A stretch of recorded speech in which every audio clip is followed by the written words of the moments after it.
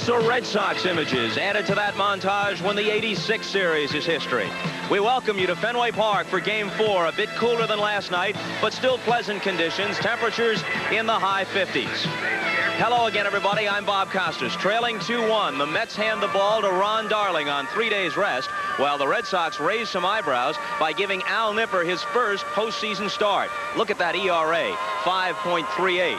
Now, as far as Darling is concerned, he, of course, was the tough luck loser to Bruce Hurst in Game 1. An unearned run beat him 1-0. He says he likes to work on short rest. Coming back on 3 days, he feels he has better control of his breaking pitches. Certainly rest is no problem as far as Nipper is concerned. He hasn't pitched since October 4th. Realistically, John McNamara hopes that Nipper can get the Red Sox through 6 innings, keep them in the game, and then they can go to the bullpen. Nipper can be tough if he has control of his wide assortment of breaking pitches. He has a pretty good curveball. He is certainly not an overpowering pitcher. For his part, he says he knows he has had an off year, but he hopes tonight to deliver the game of his life. And Marv Albert, if he's to do it, he'll certainly need better defensive support than Oil Can Boyd got in the first inning in Game 3. Bob, as it turns out, in each of the first 3 games of this series, a misplay has helped turn the game around. Saturday night, Game 1 at Shea Stadium. It was the ground ball by Rich Gedman right through the legs of Tim Tuffle, allowing Jim Rice to score the only run of the game. Game 2, Sunday night, 3rd inning. Keith Hernandez, perhaps the finest fielding first baseman of the game, messing up the Roger Clemens bunt, leading to a 3-run inning for Boston. Last night, in game number 3, this helped take the Red Sox out of it in the Mets' 4-run first inning. Catcher Rich Gedman taking the blame on a rundown mix-up, but it was a combination of Gedman and shortstop Spike Owen responsible for letting the Mets off the hook. It all began with the bouncer to Wade Boggs, and I talked about it with Boggs.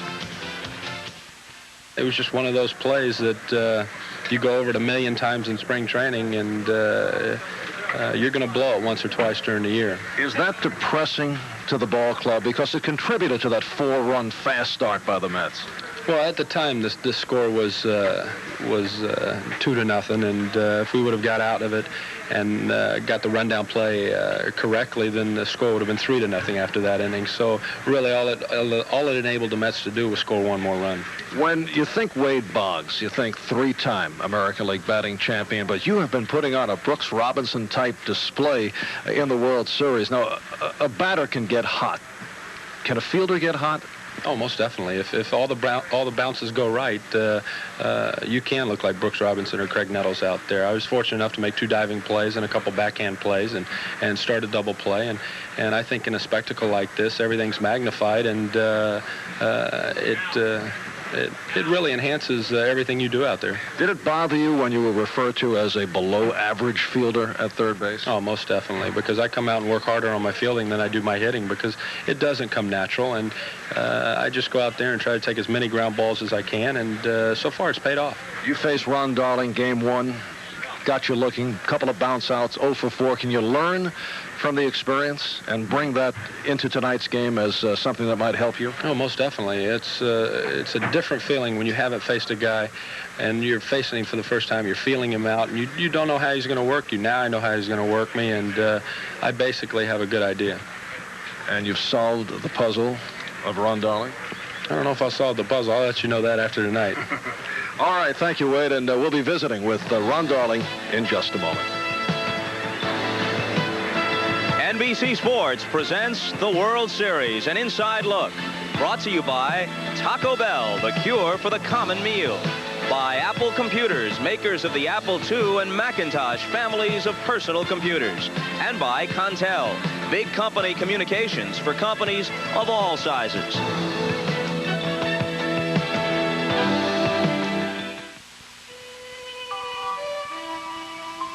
It's getting dark. You and Timmy better be heading home. Dad, what are you worried about? You don't want to be out at night with your old car. The car may be old, but it's got Michelin. Michelin radials? That's a lot of money for a tire. Dad, the way I see it, at 10 p.m. on a lonely road, it's a lot of tire for the money.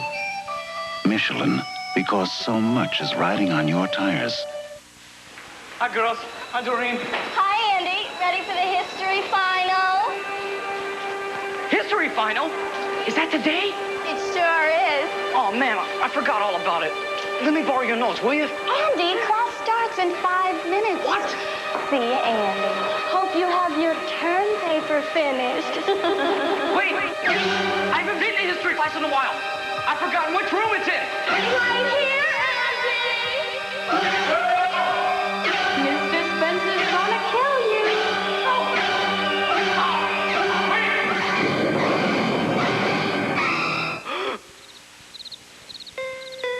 The reason more kids use Apple than any other personal computer is because it makes keeping up with school a lot easier. And that makes waking up to school a lot nicer.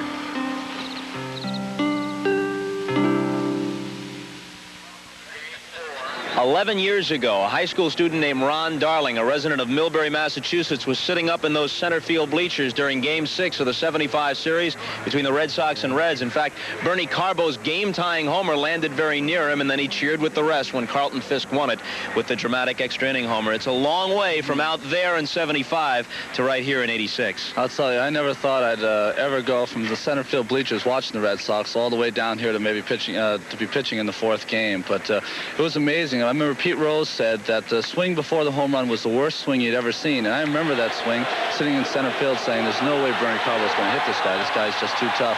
And before I knew it, even in the center field bleachers, it's tough to tell whether the ball's coming out for a home run or not. But before I knew it, it was out there. Did you think as a kid about how you would pitch at Fenway Park? Did you create scenarios, you on the mound? Well, what happened is that Yastrzemski was my favorite player when I was growing up, and I didn't really pitch till I got to college. So for me, I always wanted to be a player at Fenway. I always wanted to be in left field playing the wall after Yaz was done. But so I never really thought about pitching here. But the last couple of days, I've done a lot of thinking about pitching here. And what are those thoughts? Well, I think the one thing I try to remember is that the home runs I give up at Shea are usually home runs anywhere. So I'm not going to worry about the Green Monster and just try to pitch my game. Mel Stottlemyre's really helped me. He said early in his career he tried to throw everything away, and he got pounded here. And finally, he pitched his own game where he threw in and threw out, and finally he had a lot of success here. Ron Darling, who would also be the Mets starter in Game 7 if it goes that far. Now, a year ago at this time, Dick Howser was leading the Kansas City Royals to dramatic come-from-behind victories, first over the Blue Jays in the playoffs, then against the Cardinals in the World Series. But in the years since then, things have changed dramatically for Dick Howser. We knew you'd be interested in an update on his circumstances, and Bill McAtee sought him out.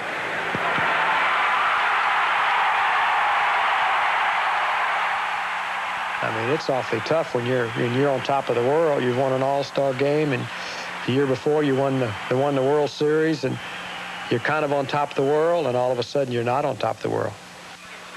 It is unlikely you could find a more well-liked and well-respected man in baseball than Dick Howser. 3.5 months ago, the country watched as Dick's life began to change dramatically. While managing the American League to a rare All-Star game victory, he began to suffer a stiff neck and severe headaches. When he returned to Kansas City and checked into the hospital, a CAT scan showed a tumor. Surgery revealed the worst. The tumor was malignant. After 6 weeks of radiation treatments completed in 3, Dick has lost 14 pounds.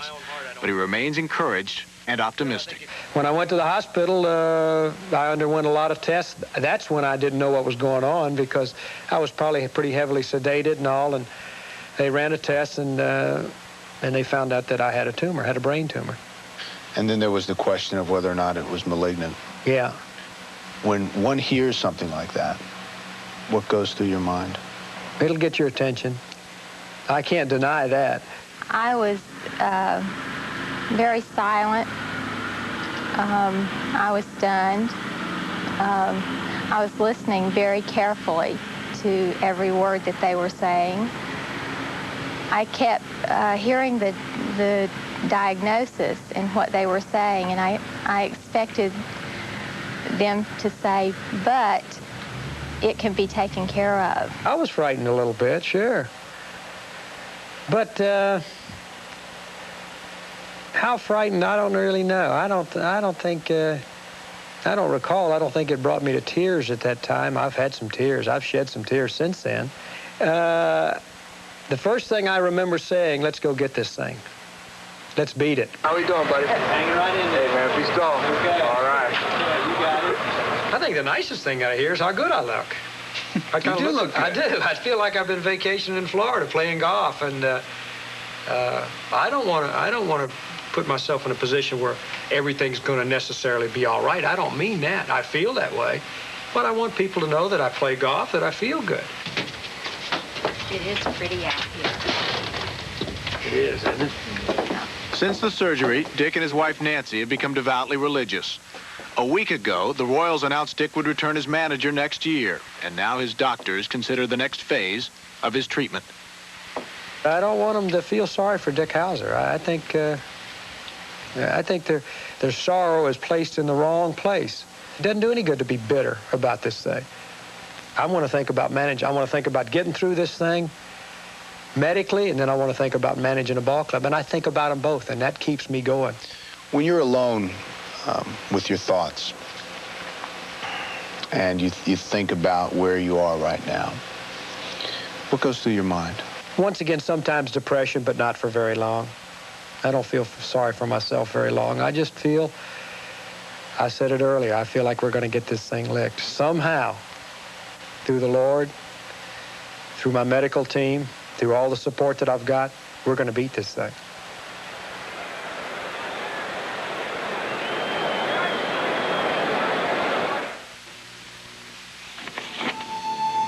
Telecommunications simply means making a connection. Me to you, A to B.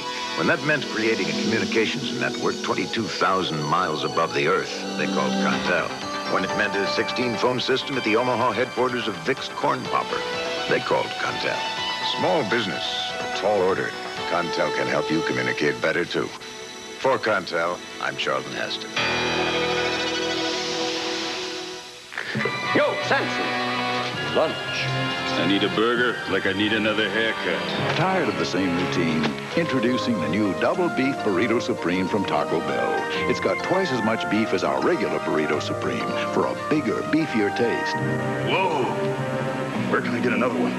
They're new in Taco Bell. Great. I'm out of here.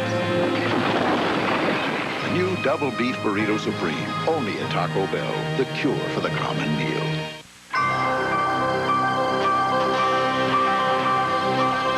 Called Olympic hopefuls, but know that hope plays a small role here. For they will demand of themselves a courage, a discipline, and a sheer will few of us may ever know. But if their effort is true, then they too will be known as Olympians. The human spirit, it still lives in the Olympic Games.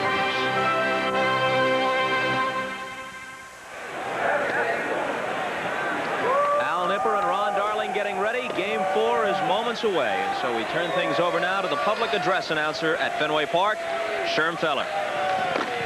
Ladies and gentlemen, at this time, we ask that you please rise for the presentation of the colors of the United States Air Force. Winner of 2 Grammy Awards, she has appeared at the Broadway stage and the Metropolitan Opera House in New York.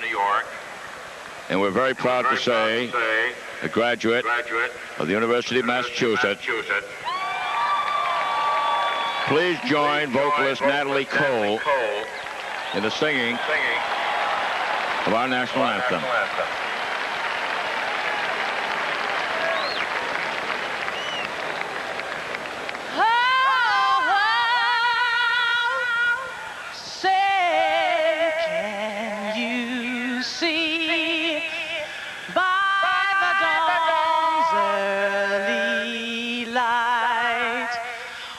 So proudly we hailed at the twilight's last gleaming, whose broad stripes and bright stars through the perilous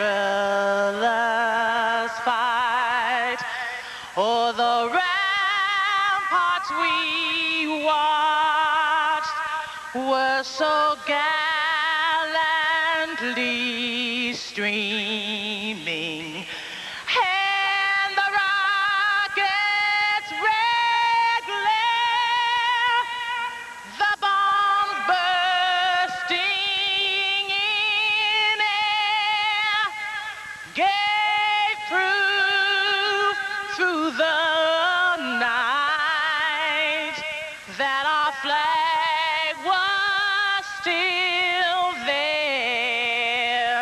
Oh, say does that star-spangled banner yet wave o'er the land of the free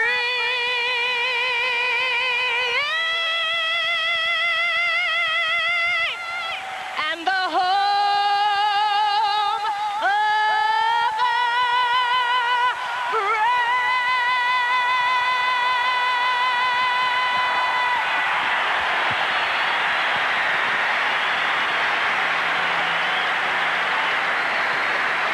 Coming up next, Vin Scully and Joe Garagiola with the play-by-play of Game 4 right after we check with New York in this update from NBC News. Hear it. This is NBC News Digest. Here is Tom Brokaw, NBC News. Good evening. In the game of diplomatic expulsions, the Soviets today ordered 5 more Americans to leave, but the Reagan administration seemed pleased at having expelled what it said were the top Soviet spies in this country. President Reagan and Soviet leader Gorbachev, however, continued talking about an arms control agreement.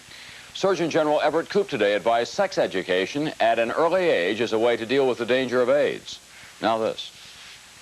I polish away plaque when I polish my smile. New Pearl Drops tooth polish with foaming action helps polish away plaque. It's a great feeling. Polish your smile with new Pearl Drops and help polish away plaque. Next year, Americans will work under new income tax rules. President Reagan used many pens today to sign the tax reform bill into law. I'm Tom Brokaw in New York. More news later on this NBC station. It's different with Gramps. Really. He listens. He teaches me things. He's my pal. Best days of the year for me are those days I spend with him. Too bad he lives so far away. You can be with America's favorite grandfather when you come home to our house. Our cars have lots of gadgets. Our cars have boom papa. And of course, our cars are snobbier.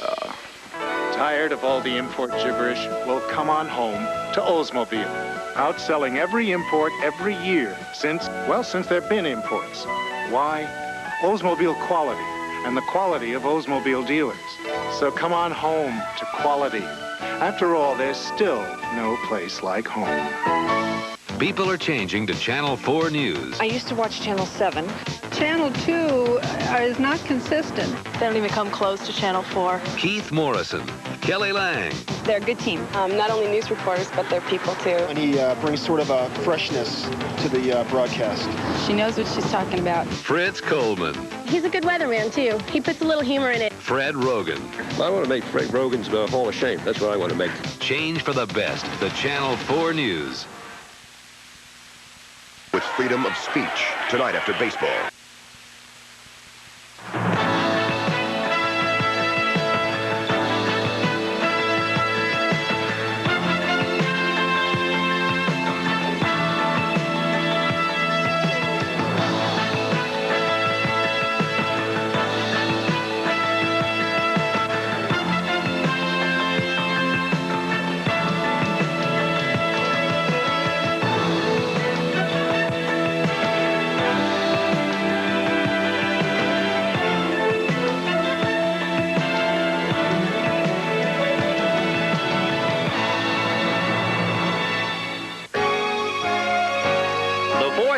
The 1986 World Series is brought to you by Lowenbrau. Brewed in the great beer-drinking countries of the world, this world calls for Lowenbrau. By Ford and your Ford dealer. Have you driven a Ford lately?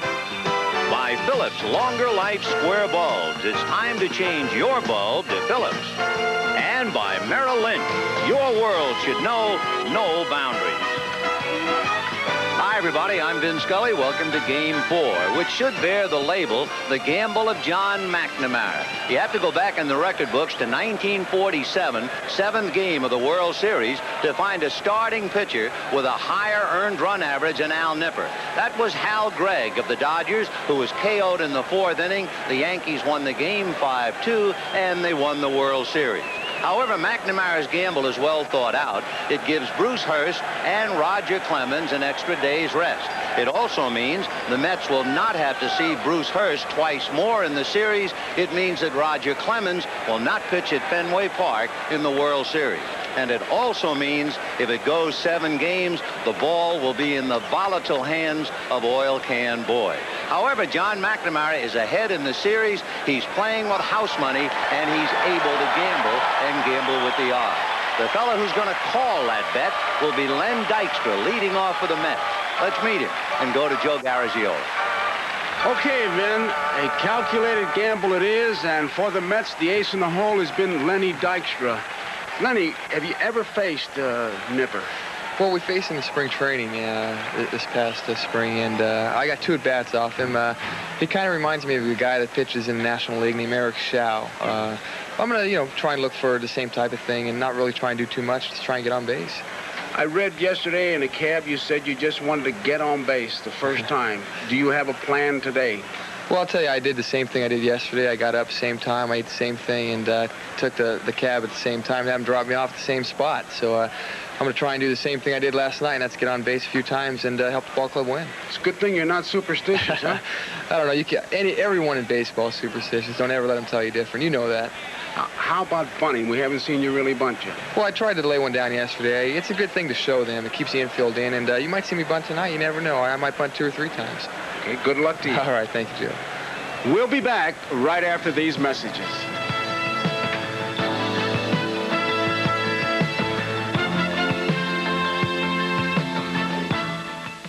This world calls for good times.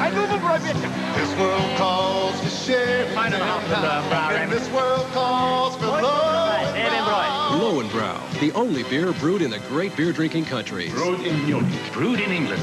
Sweden. Canada. Japan. And here in America. For 600 years of Bavarian heritage in one smooth American beer. This world calls for good friends together. Lowenbrow. This world calls for Lowenbrow right now.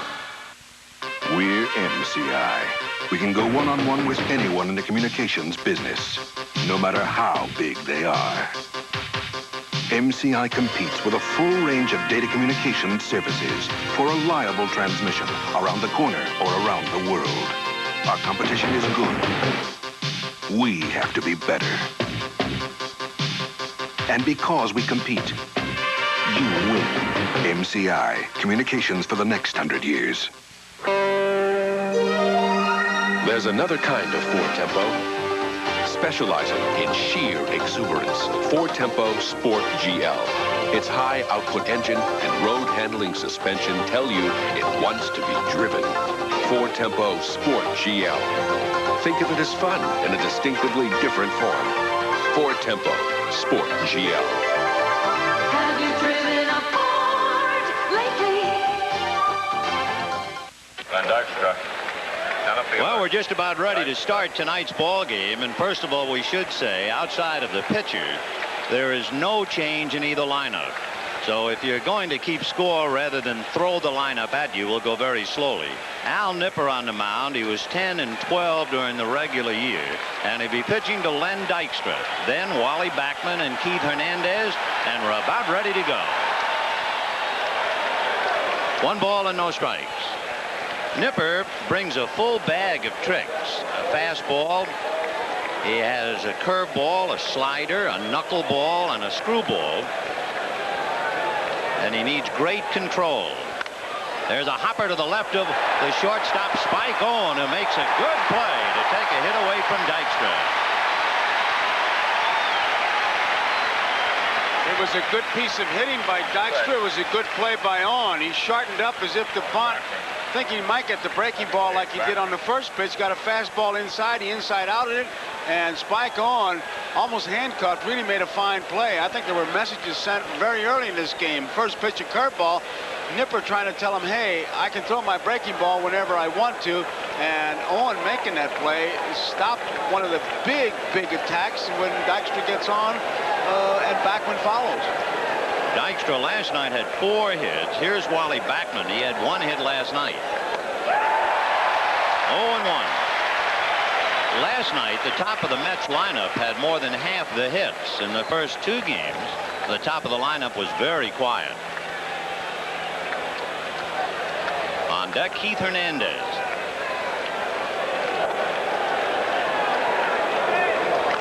And the bunt fouled away. It was off his foot, too, as he tried to bunt.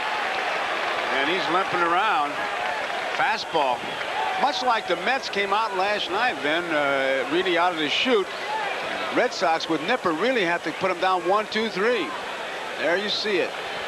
The big concern for John McNamara is the fact, A, that Nipper hasn't worked in 17 days. B, he must stay ahead of the hitters. Well, he is certainly ahead of Backman now. No balls and 2 strikes. 1 out, first inning, no score. We're just starting. So pull up a chair.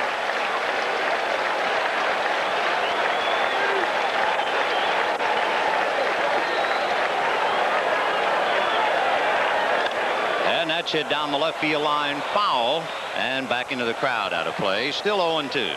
A little background on Al Nipper.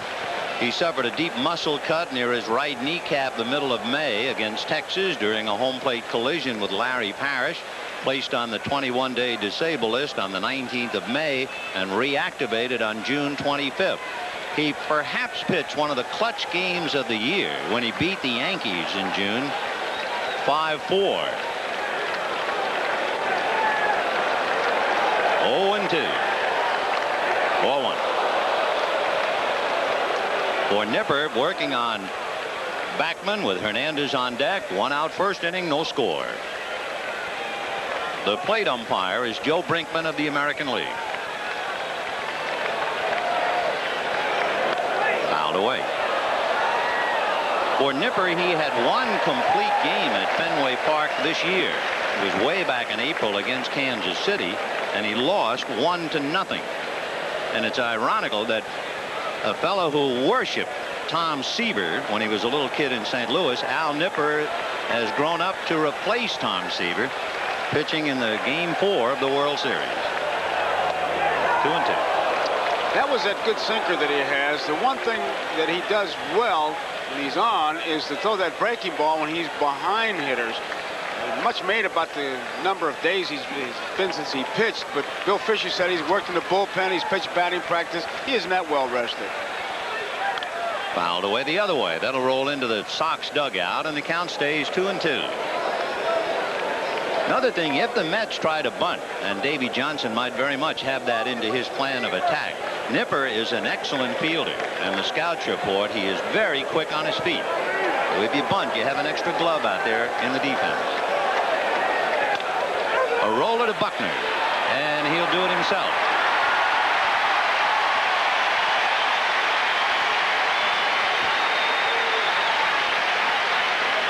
It took a little bit of a bad hop, but it wasn't hit that hard. And so once it kind of shoots to the right, there you see it right there.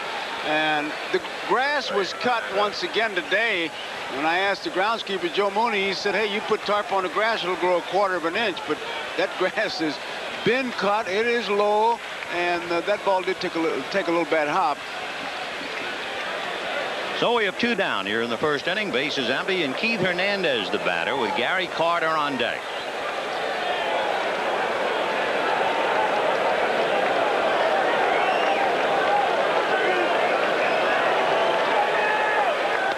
And he starts him low, ball 1, 1-0. That's basically the key to Nipper anyway. He must stay down since he does not have that kind of velocity on his fastball. This is a big out for Nipper if he can get it. Missed inside with the slider, ball 2. If he can get him 1-2-3, it'll be the equivalent of what the Mets did in their first inning last night. 2 down, bases empty, 2 balls and no strikes to Keith Hernandez. In there. Slider.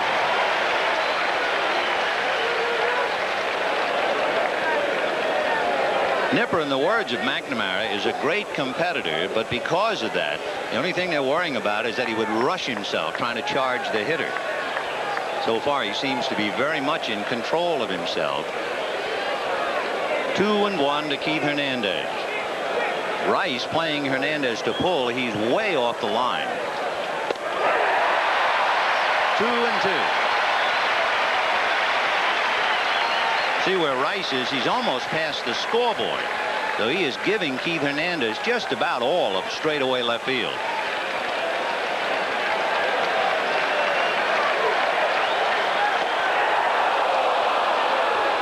Three and two. On deck, Gary Carter. This will give you an indication as we look at Carter what Nipper is thinking as far as the control of the pitches that he has. 3 and 2. See what he goes to. And he went with the fastball and missed with it. So Hernandez becomes the first base runner, and the batter will be Gary Carter. John McNamara with a calculated gamble, as we explained. He now has his best 3 pitchers lined up in case. Hurst against Gooden for Game 5. Clemens against Ojeda if there is a Game 6. And then if there's a 7, it would be Ron Darling coming back against Oil Can Boyd.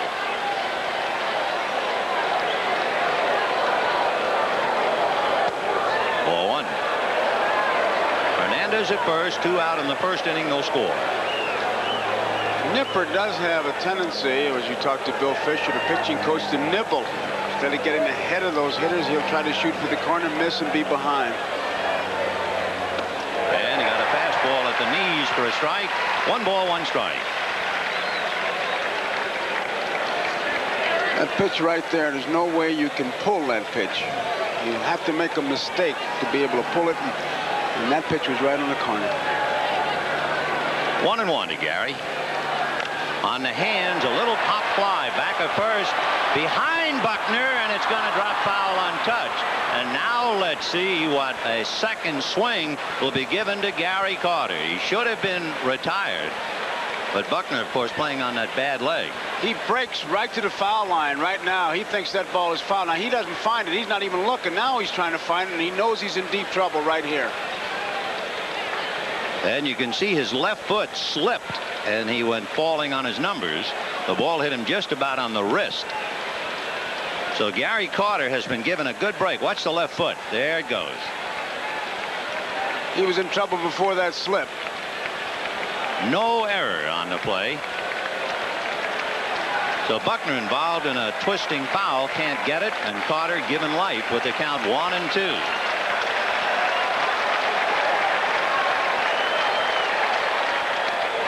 Slider away, 2 and 2. All good ball clubs, I don't care what the sport is, they have an eraser, and this is the spot.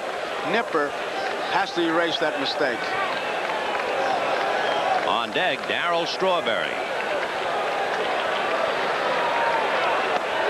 Got him on the outside corner. No runs, no hits, a man left, and at the end of half an inning, Mets nothing, and the Red Sox coming up.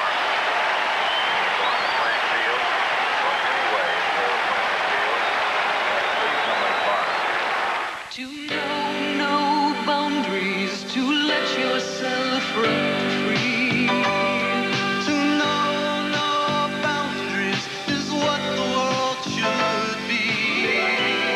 Wherever there are investment opportunities, Merrill Lynch is there with the help you need to make the most of them. Because at Merrill Lynch, we believe your world should know no boundaries. To know no boundaries.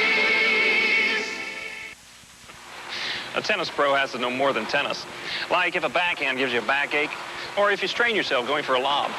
Around here we used to take aspirin or Tylenol, but now we take Advil. Both doctors and pharmacists recommend Advil for sprains and strains. You see, Advil contains a non-prescription strength of ibuprofen, the medicine in the prescription brand Motrin. Doctors have prescribed ibuprofen over 130 million times for muscle aches, minor arthritis pain, and headaches. Advil, advanced medicine for pain. If you want to risk driving on your old antifreeze another year, you ought to know what you might be getting yourself into. Driving just 10,000 miles on weak, neglected antifreeze can cause freeze-up and make a radiator look this bad, while a Prestone radiator looks this good. So for maximum protection, don't push your luck. Change it once a year, every year, with fresh Prestone. And don't you be left out in the cold. The Red Sox lineup, no change from last night. Wade Boggs, Marty Barrett, and Bill Buckner. Jim Rice in the cleanup spot in left. Then Don Baylor, along with Evans and Gedman, Henderson and Satter and Owen at shortstop, and trying to stop them for the Mets, Ron Darling. Darling, you remember, lost the heartbreaker on an underrun, and he went 7 innings and lost 1-0. The defense, Mookie Wilson is in left field. Dykstra, Strawberry. Strawberry's strong arm, but the word is not that accurate at all times. Ninth, Santana, Backman, Hernandez at first. Carter behind the plate. Darling, good sinker ball, curve ball, throws a fork ball, and I like what he said. He said the game that he lost, he said, hey, we didn't get enough runs, but I had good rhythm and all those other good cliches. Darling, who went to school at Yale, but also went to high school at St. John's in Millbury, Massachusetts, which is right near Worcester. And as he mentioned on the pregame show, sat in the center field bleachers when Bernie Carbo hit a home run that landed nearby in that important Game 6. And now suddenly, 11 years later, here he is on the mound trying to beat the Red Sox. Darling ready to look at Wade Boggs, Marty Barrett, and Bill Buckner. Wouldn't you think that Wade Boggs just once would swing at the first pitch? Well, what do they say? 5% of the time. He wants to take a good look at it, and he'll measure it, and he's got himself programmed because, as you heard him on the pregame show, he's faced Ron Darling. He knows what Darling's going to try to do, and he knows pretty much what to expect. Well, it's the second time around for Wade now to look at Ron Darling. Darling having counseled first with Mike Torres about the older Red Sox hitters, then Bobby Ojeda about the young hitters, and then pitching coach Mel Stottlemyre about pitching here at Fenway. Fastball strike. Boggs taking a look.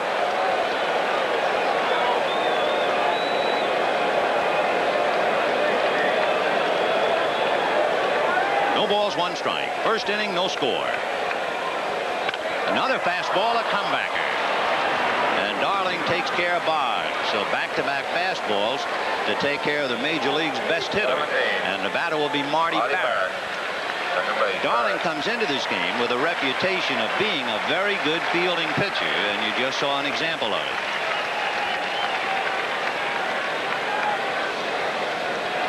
Second baseman Marty Barrett with Bill Buckner on deck. Hernandez is really wide at first base because Marty has been hitting that way the whole series. There you see it, and that really kind of plugs that gap. In there, 0-1. Hernandez and Backman, Santana and Knight, Wilson, Dykstra, and Strawberry.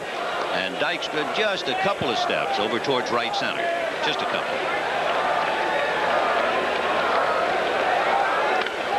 Hit into left center, and there's nobody there. Barrett on his way to second base, and he's in there with a double.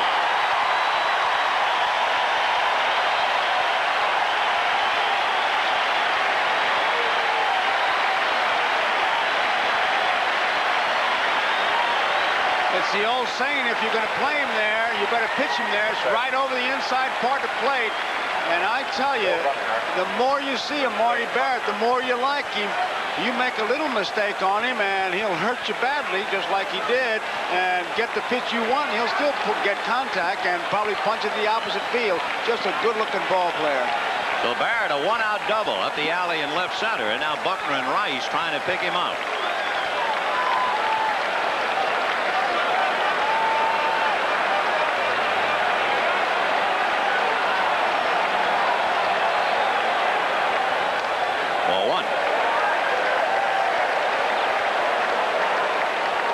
Talking about Darling coming back on 3 days rest. He's done that twice in his career. Last September against Montreal, he came back and beat them, going 8 innings. The end of '85 in his last start, he went 6 innings after 3 days rest. Line drive, foul.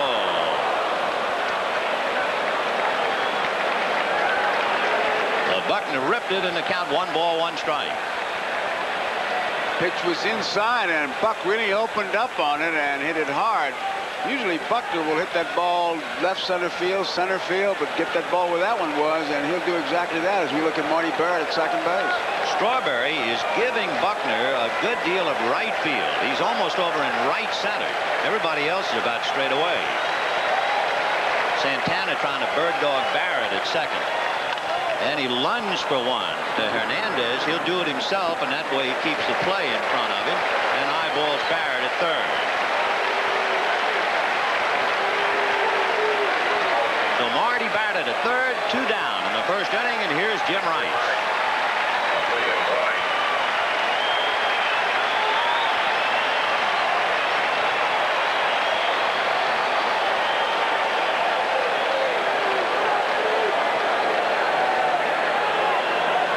Jim enjoying a great series, and up there now with a big chance to get the Sox out on the right foot.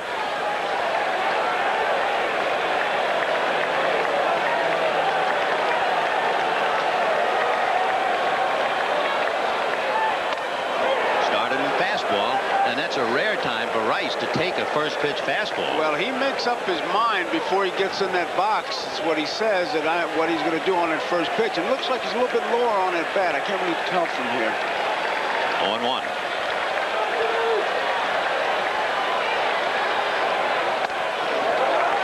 to Jim Rice. As you watch Carter after he gives that sign, it's a pretty good indication as to what it's going to be.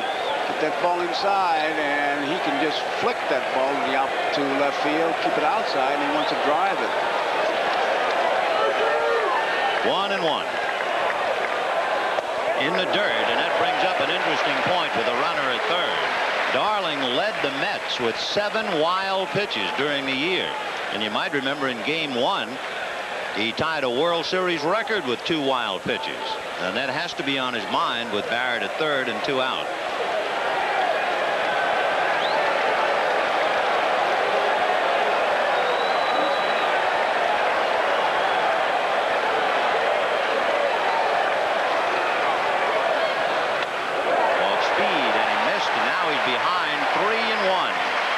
The key to how much it's on your mind, Vin, as we look at Don Baylor, the on-deck batter, is how much confidence Darling has in Carter and being able to block that pitch. It's usually a breaking ball, the curve ball, that they wild pitch on, and if you got great confidence in your catcher, you throw it with confidence. Barrett at third, 2 out, first inning, no score. 3-1 to Jim Rice. And he walked it.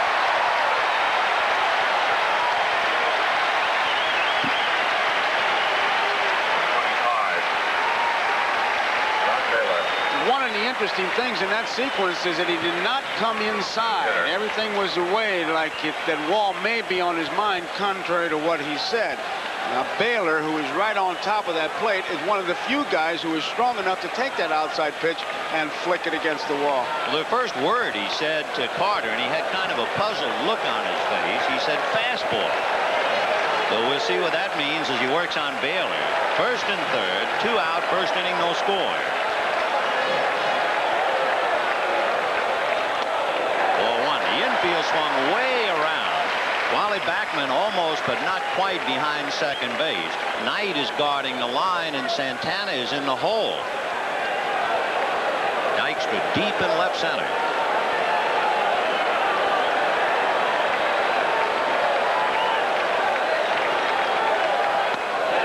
Now he's in the hole, 2-0 on deck.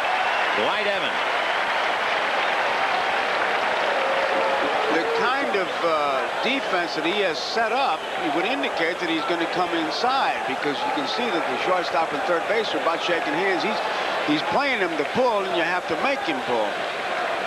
Baylor, swinging that hot bat, has hit in all 8 postseason games in which he has played, including last night. All 3. And brother, look out now.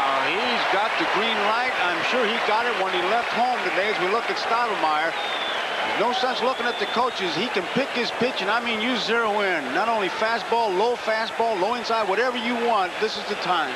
3-0, the count to Don Baylor. Fastball at the knees and good port of the plate. The outside part, though, this guy's looking for something he can pull. On deck, Dwight Evans.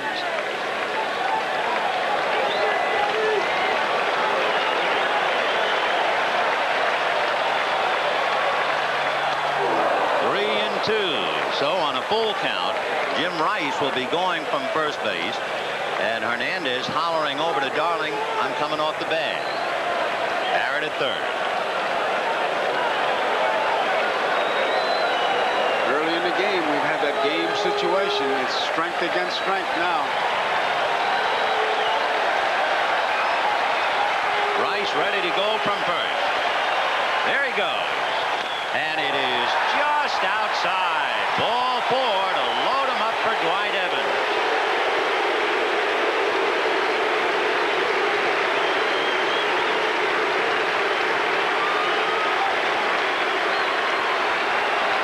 Dwight Evans, a good low ball hitter, a good low fastball hitter. Right field. So Evans checks in with Baylor at first, Rice at second, Barrett at third. The veteran on the ball club up there in a clutch spot here in the first inning.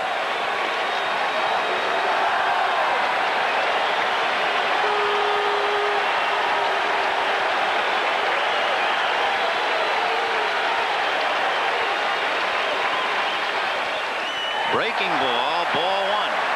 So after all the fastballs he threw, he tried to start Evans off curve and missed.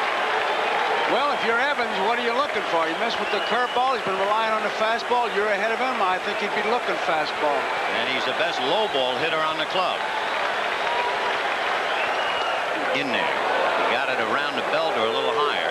So Baylor holds it first. Rice out there at second. Barrett down the line from third.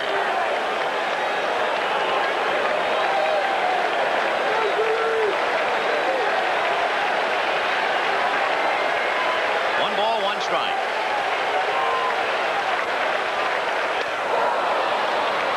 1 and 2, and you can hear them groan here at Fenway as Evans went after the curveball and came up empty.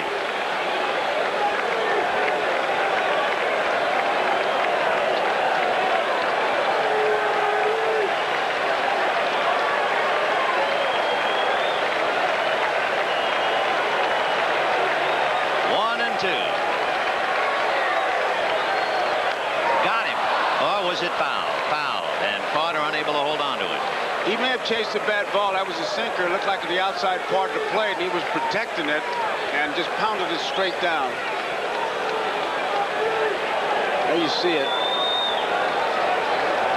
He just did get a piece of it. One thing you can't practice, huh? No way. You can't practice foul tips. Because you want that ball when you set the target, you think the batter's going to miss it, and of course if he tips it, it's off the track.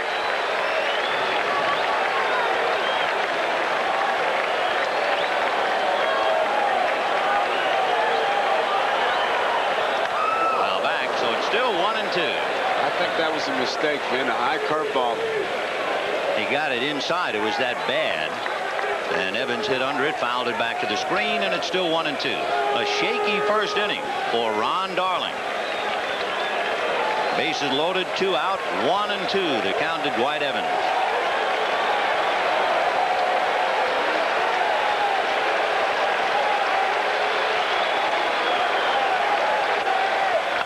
Little ground ball down to Santana. He shovels to Backman, and the inning is over, and the Red Sox come up empty. No runs, 1 hit, 3 left, and the boy from Millbury is off the hook. The moment you see the award-winning Ford Taurus, you notice the difference in design. A difference that becomes even more dramatic the moment you drive one. Now, we imagine others will eventually catch on, but they may never catch up. This is Taurus. Have you driven a Ford lately? It's brewed in America and in other great beer-drinking countries. It's the only beer that must, by license and authority, always use Bavarian hops for flavor. and be sent back to Munich to be tested by German brewmasters, tested for taste and quality. It's Lowenbrau, and that's how you get 600 years of Bavarian heritage in one smooth American beer. This world calls for Lowenbrau right now. At Braun, we believe simple is better than complicated. Order is better than confusion. Quiet is better than loud. Only through superior design can one achieve superior performance.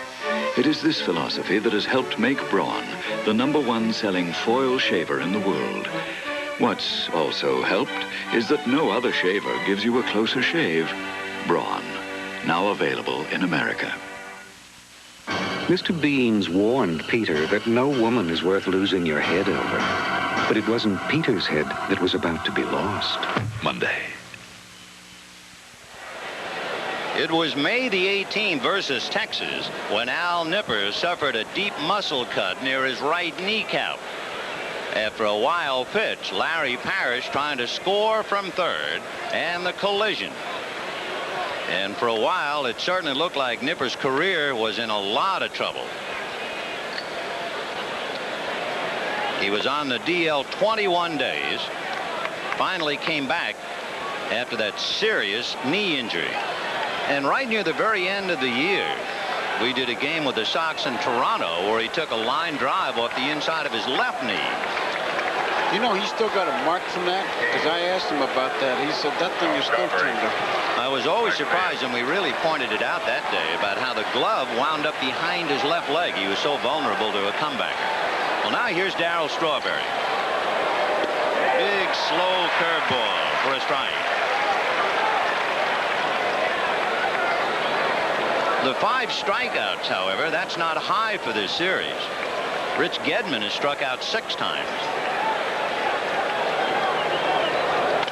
And he tries to pull a knuckleball down to Marty Barrett, who gets it.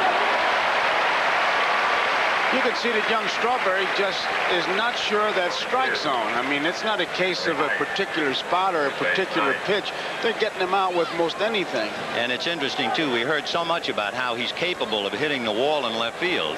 And like Hernandez last night, he got a pitch on the outside part of the plate, and he still went out and tried to pull it instead of going for the wall. Here's Ray Knight. Top of the second, 1 out, no score. Sox loaded the bases, failed to score in the first inning. Right. One of the things you have to fight here, like you used to have to fight in the old Ebbets Field or the Polo Grounds, you put on such an exhibition in batting practice because they're laying it in and you're popping it over the seats into the bleachers and you carry it on to the game. Just to refresh your memory, 315 down the left field line, 302 down the right field line. The graveyard is in center, right center, 420. Out there. There's a shot into the hole and through into left field for a base hit for Ray Knight.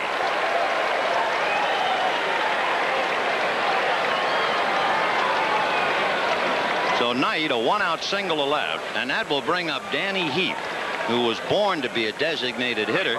After all, those are his initials. He's a funny kid. Danny Heap. He asked me, he said, what do you think you have to do to play regular on this club? He said the team bus would have to go off the road. Well, it didn't go off the road last night, but he kind of pushed the Sox bus off the road. Remember when the Sox messed up the rundown, the bases were loaded, it was Danny Heap who singled in 2 runs in a big first inning. Ball 1. If you're wondering, Knight does not have any speed, and Heap has not sacrificed in over 2 years. So they're not looking bunt. I'll tell you, he just did a good thing. He gave his coach a chance to go through a bunch of signs. 1-0 to Danny. Ball 2. Again, as we pointed out last night, it's interesting, depending upon the situation, to take a look at Buddy Harrelson, the third base coach. If he is looking for a shot down the right field line, he stays up beyond the box. In there. 2-1. Then if he has a runner at second and there might be a play at the plate, and he's in front of the coaching box.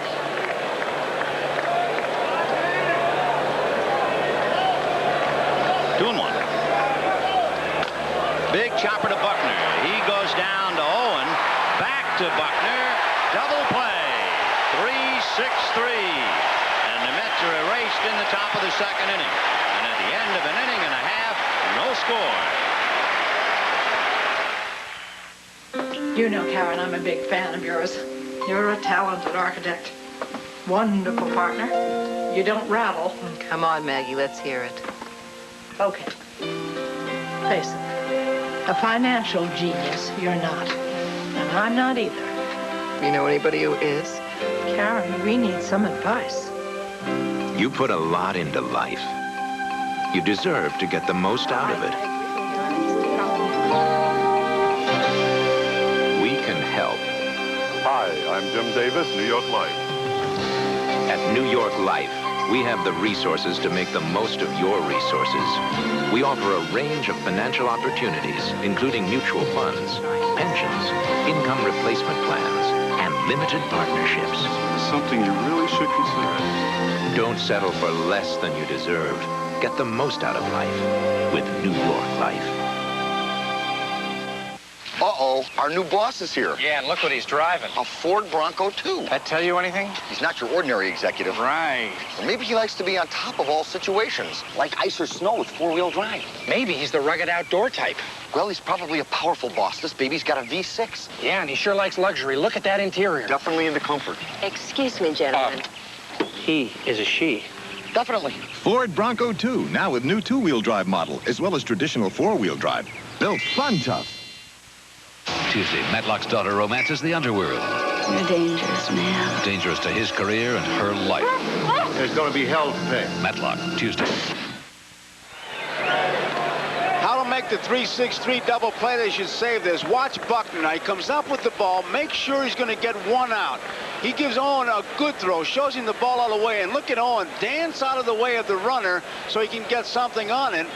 And it's a 3-6-3. You know, from that angle and Ray Knight's lack of speed, you realize he was throwing the ball down to the shortstop, and Knight was probably 35 feet from the bag. So he had plenty of an angle and plenty of room to hit on, and Ray never had a chance to get to him. We'll pause briefly for station identification. This is the NBC Television Network. And KNBC TV, Channel 4, Los Angeles. No score. Bottom of the second inning. Rich Gedman, Dave Henderson, and Spike Owen. We mentioned it in game one, the fact that Darling and Gedman faced each other in high school. Gedman pitched to Darling and hit him. Darling pitched to Gedman and walked him intentionally with runners at second and third. Ball one. Had a long talk with Gedman about his hitting, and when he talks about taking that top hand off the bat, he feels he gets even more power that way. He says when you hold on with two hands, it stops your swing. The perfect swing, the bat is above my head, and I feel like I get more power. 1-0 to Rich. Line drive inside first, down the line and in the corner. Strawberry playing the carom deep, and Geddes into second base, standing with a double.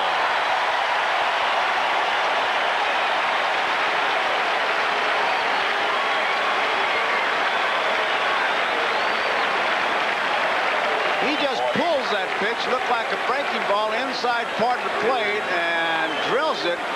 And this could be trouble when it hits that wall. You can see not much room there, but Strawberry plays it well. And it's a two-base hit all the way, but if it gets by Strawberry, Gedman could run for about maybe a day or so. Well, the Sox had a one-out double by Marty Barrett in the first inning.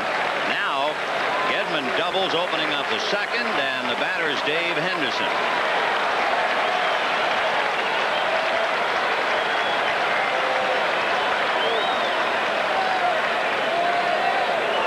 Ball one.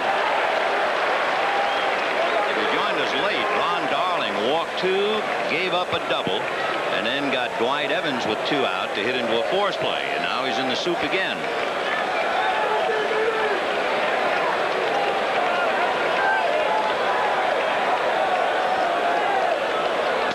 In there. 1-1 to Hendu. Looked like he wanted to pull the trigger and just wasn't sure of it.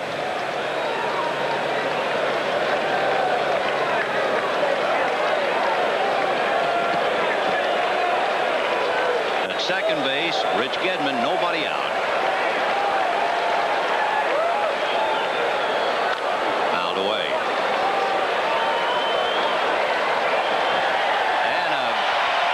master of balloons suddenly appears with the sign, Go Sox. And that'll hang over the infield for a while.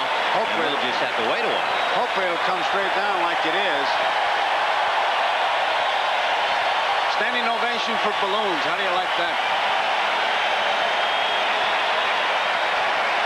This is prime time.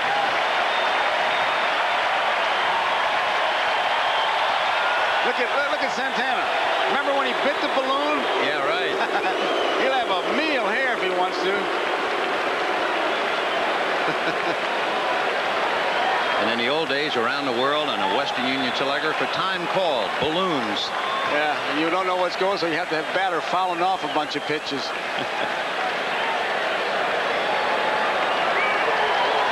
1-2. The count to Dave Henderson, and the balloons go down the steps and into the Mets dugout. Maybe. He can't get through. All right, back to business. Edman at second, nobody out, no score, second inning. Henderson, Owen, and Bonds.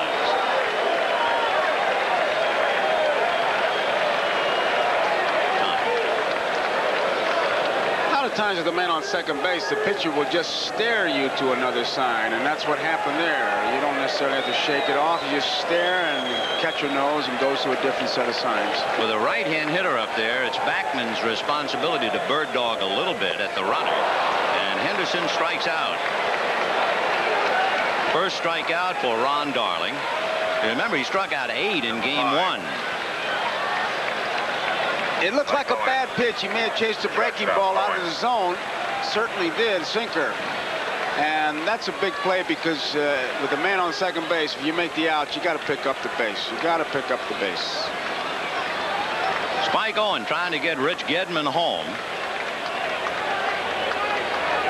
Spike involved along with Gedman for sharing the blame in the messed up rundown last night.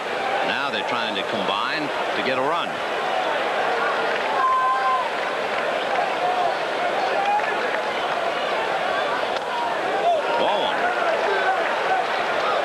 His college coach, Cliff Gustafson, is here. Talked to him before the game. Of course, he coached Clemens and he coached Giraldi, but he's really high on this young man. The coach is here with Bill Bethea as #1 man, and very proud. 3 of them in the World Series. That's pretty good.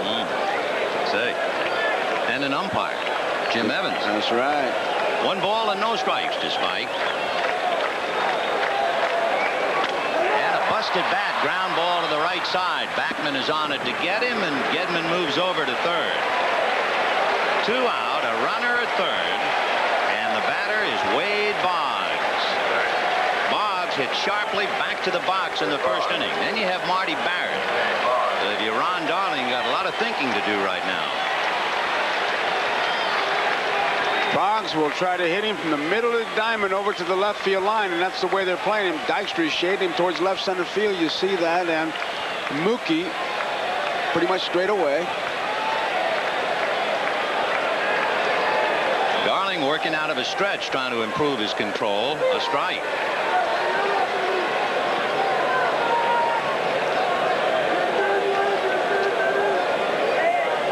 Sox with some golden opportunities so far.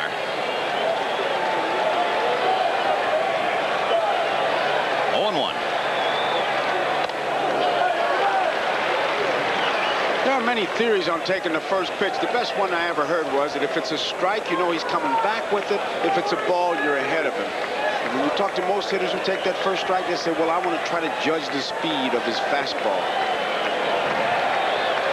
1-1 to Boggs. High fly ball into right center. Cruising over is Lenny Dykstra. And so the Red Sox leave another man in scoring position. And at the end of 2, no score. We'll be right back after these messages from your local station.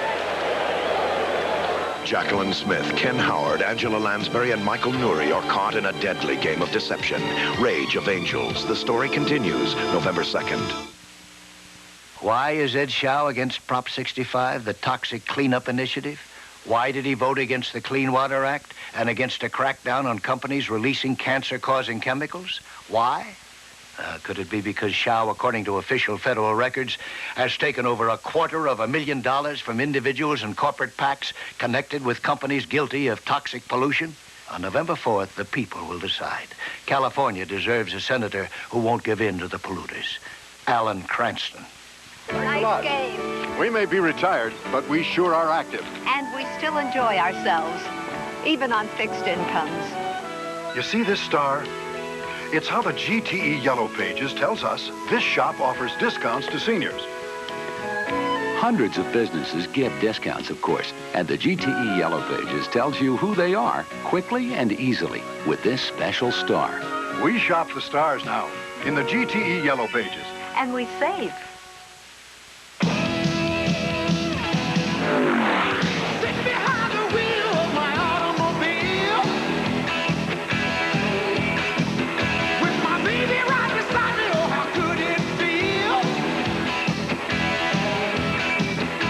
This year, if you want your money to go further, you don't have to go far at all. Your local Subaru dealer has prices starting as low as $56.96. See your Southern California Subaru dealer. How far can we go with freedom of speech? Tonight after baseball.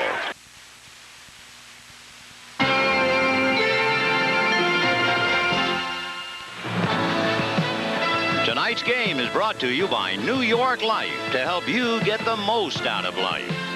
And by Mr. Goodwrench. No one knows your GM car better than Mr. Goodwrench. No one.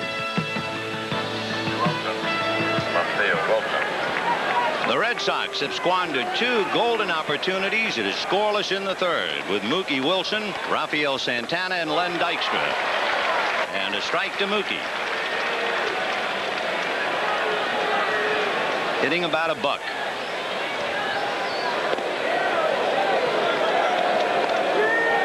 One and one. Al Nipper gave up a walk in the first inning, a single in the second inning. Ground ball wide to first to Buckner. He has to overhand and spot it to Nipper, who makes a good play. And lunging for the throw, he lost his cap, as you can see. Sign of a good play. That was not a good throw by Buckner, and he says to him something like, hey, nice going. Now, when he gets the ball, it looks like he's going to have plenty of time. But instead of giving it to him from the letters to about the cap, watch where he gives it to him. Low, and he has to reach for it, and Nipper really makes a good play out of it. The perfect spot is right about at the letters, where you just catch it as you're running. And you reach like that. That's a tough play, Vin. And you remember, not only trying to catch the ball, he's got to hit the bag as well. And make a left turn so he doesn't have a collision. So Nipper did it all 1 out, and here's Rafael Santana with Len Dykstra on deck. No score in the third. Ball 1. John McNamara says, as Santana checks in, that Al Nipper, his entire game starts out very early. If he has his rhythm by the second inning, he's going to be tough. Well, here he is in the third. A strike. 1 and 1. He's had control of 3 different pitches so far. I mean, that was the breaking ball he got over, the sinker. He's got the slider over. 1 and 1 to Santana. Little check swing. He kind of pity-patted the ball back to Nipper. 2 down.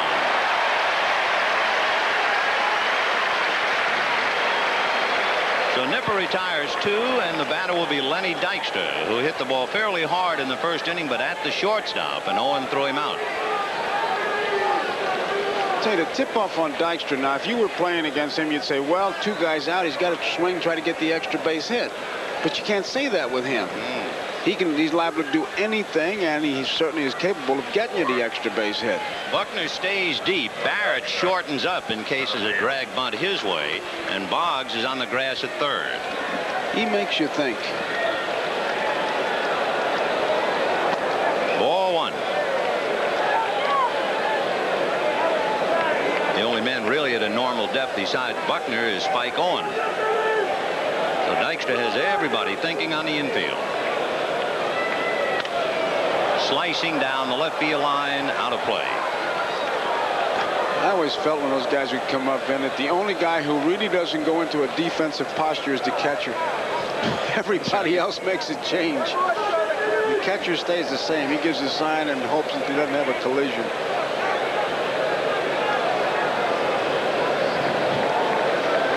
1 ball and 1 strike to Dykstra. 2 out in the third. No score. Ball 2, 10-1. Nipper has a little bit of a different windup in the sense that he keeps his hands at his side, holding the ball. It's not as if he curls up and tries to hide it. He'll keep his hands like that as he goes into the windup. Ground ball to Buckner. He'll take it to the bag, and that's it.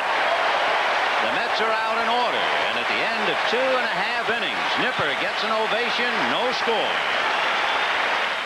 This world calls for good times. This world calls for sharing them now. This night calls for, these friends call for, this world calls for Lowenbrow. Only Lowenbrow is brewed in Munich, brewed in England, Sweden, Canada, Japan, and here in America, under license and authority of Lowenbrow Munich for rich Bavarian heritage and one smooth American beer. This world calls for Lowenbrow right now. Which 35mm camera took these photographs? Here are a few hints. Its autofocus system is incredibly accurate. Its ingenious lens produces images of exacting sharpness. Its range of accessories make it extremely versatile, and its film is based on a brilliant new chemistry. Which 35mm is it? None. It's the amazing new Spectra system from Polaroid. Polaroid, we take your pictures seriously. We need some live entertainment. Madman! Hey, Miller! You bring Whoppers for everyone? It's a big classic. What? From Wendy's. They've never heard of... You haven't either? Okay. The Big Classic. Introducing Wendy's new Big Classic. The soft Kaiser bun, the fat tomatoes, the fresh toppings, the beef. This is the good stuff. Big classic, big classic, big. Easy, crowd. 4 years ago, Ford Escort became the world's best-selling car. And over those years, we've improved its engine, suspension, and interior. There is one thing, however, we couldn't improve upon. For 4 years running, it's still the world's best-selling car. This is Escort. Have you driven a Ford lately? You hope that your pitcher has more than one pitch when you start the game. A game within the game. Watch what Nipper does. Strawberry, the first pitch. Curveball. Knight, first pitch. Slider. Heap, he turned it over. So he's got it going so far. And he still has a knuckleball that he hasn't really thrown yet. Marty Barrett followed by Bill Buckner and then Jim Rice. Bottom of the third, no score. Barrett's been tearing it up.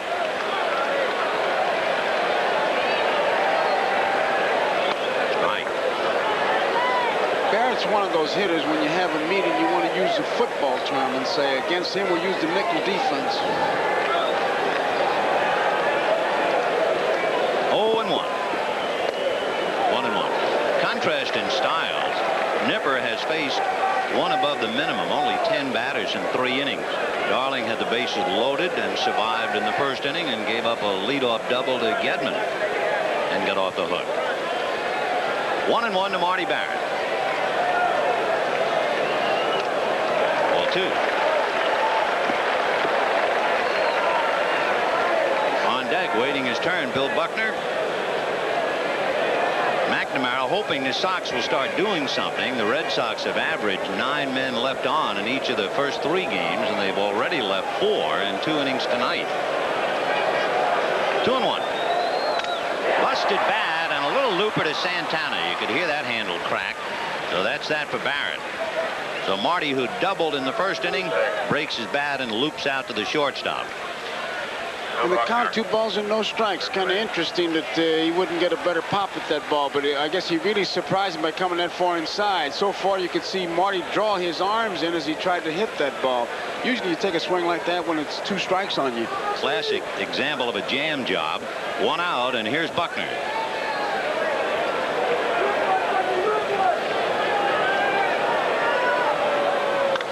High pop fly. Boy, that's a twister, and it's up to Hernandez. So Buckner fouls out to Keith Hernandez. 2 down in the third. And Jim Rice coming up with the bases empty. You're the catcher now, Vin, and the guy before you has just hit the first pitch. I mean, the guy before Rice. Barrett had 3 pitches made to him. Would you think Rice would be hitting or taking? Well, knowing his pattern, it was kind of shocking to see him take a first pitch fastball. I figure he's done that once for the record books. Now he's up there to hack. You cannot assume that he's going to take this pitch. Not if it's in the neighborhood. High, ball 1. He had that gun cocked. Rice with Baylor to follow. 2 out in the third, no score.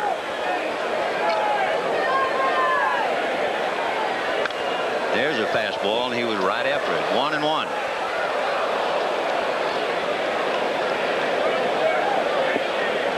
You'd say Jim Rice is very deep in the batter's box. They barely outlined the boxes before the game. It's not a case of the hitters wearing them out. It was hardly a box when the game started. Line drive, foul. Tell you one thing, if you're Jim Evans on the left field foul line, you have to first gauge the ball, and second, you have to make sure you're not shot by the carom. He was almost hit by the ball coming off the wall. And you see that jutting out part. That's why Santana was out. The shortstop really has to go out on every ball that's hit down that line, because that ball will come right back to him. You think you may have a double, and they'll throw you out by 20 feet at second base. 1-2 to Jim Rice. Half swing, strike 3. The Rice couldn't hold up. Darling, for the first time, retired the side in order, and at the end of 3, Mets nothing, Sox nothing.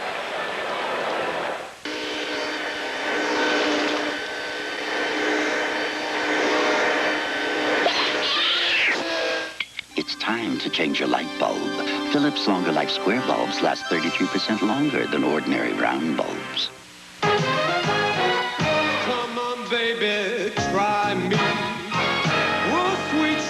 Try me, just see what I can do. I know you love me too. Try me, honey, try me. At Harris 3M, you get more than great copies. You get Harris 3M people, so your job runs smoothly. Try me.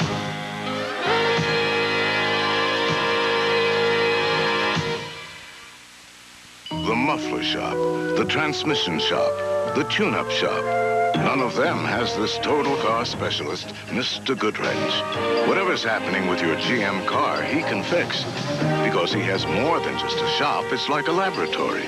Equipped to diagnose any system in any GM car. And he's trained to understand the total automobile, not just parts. Mr. Goodwrench, the total car specialist. No one knows your GM car better. No one. Today, hospitals have more medicines than ever to care for their patients. The one they choose most to relieve pain is Tylenol. If Tylenol is the pain reliever hospitals use most, shouldn't you use Tylenol too? Saturday, NBC shines with an encore presentation of the Superstars Finals. The Cardinals' Vince Coleman, speedster Willie Gault, and football strongman Mark Gastineau battle it out. Who will outshine them all? The answer lies in the stars. The Superstars on NBC Sports World. Give you the idea of an early pattern established by Al Nipper. And, of course, because of that, he's kept Bill Buckner very busy at first base. Now Nipper will be pitching to Wally Backman, Keith Hernandez, and Gary Carter. And that was a pretty good tip-off right there about what they think of Backman, because if there was ever a time that Backman would be bunting, this would be it to lead off this inning. Nothing happening. Darling has had to battle out. They're shortened up. Buckner said something to Nipper. We'll see. And remember, Backman is 10 for 20 in bunting this year. He grounded out to Buckner in the first inning. 1 ball and no strikes.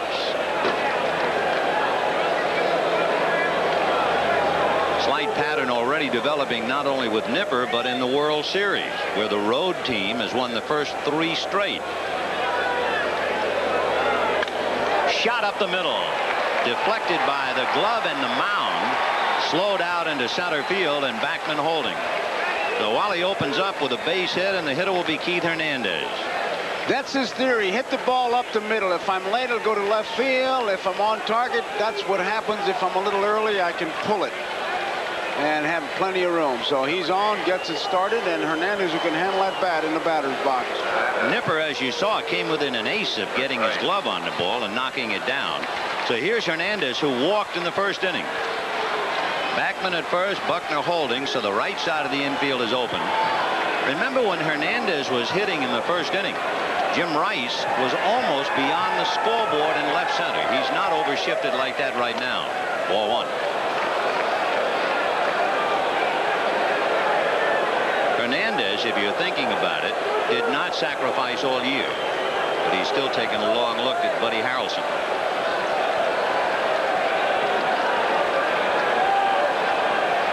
Backman at first, nobody out in the fourth, no score.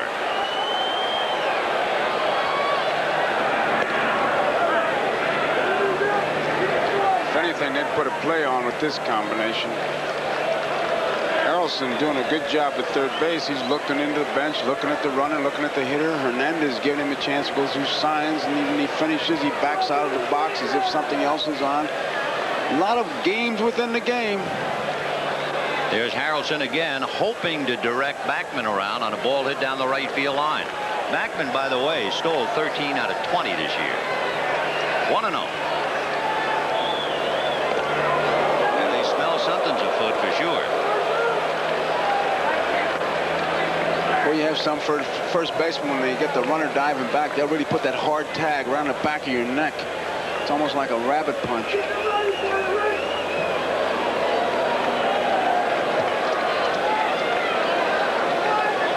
Time at the plate.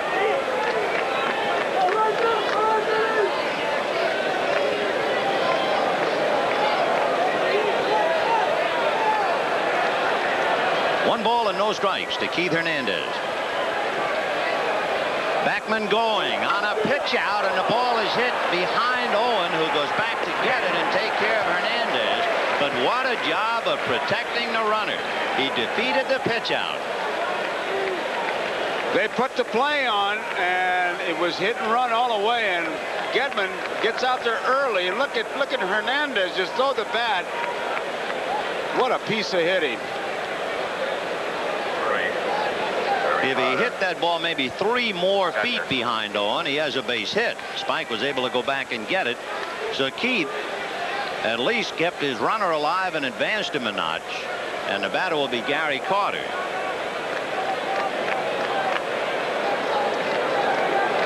Carter, you remember, struck out on a breaking ball. Keith thought he should have hit that ball to left field. Even the pitch out, he's talking about drilling it to left field. Been a little extra action on that ball too. He was describing the flight of it. So Backman at second, 1 away, and here's Carter, called out on strikes in the first inning. Nipper's high in strikeouts this year. He struck out 7 against Detroit.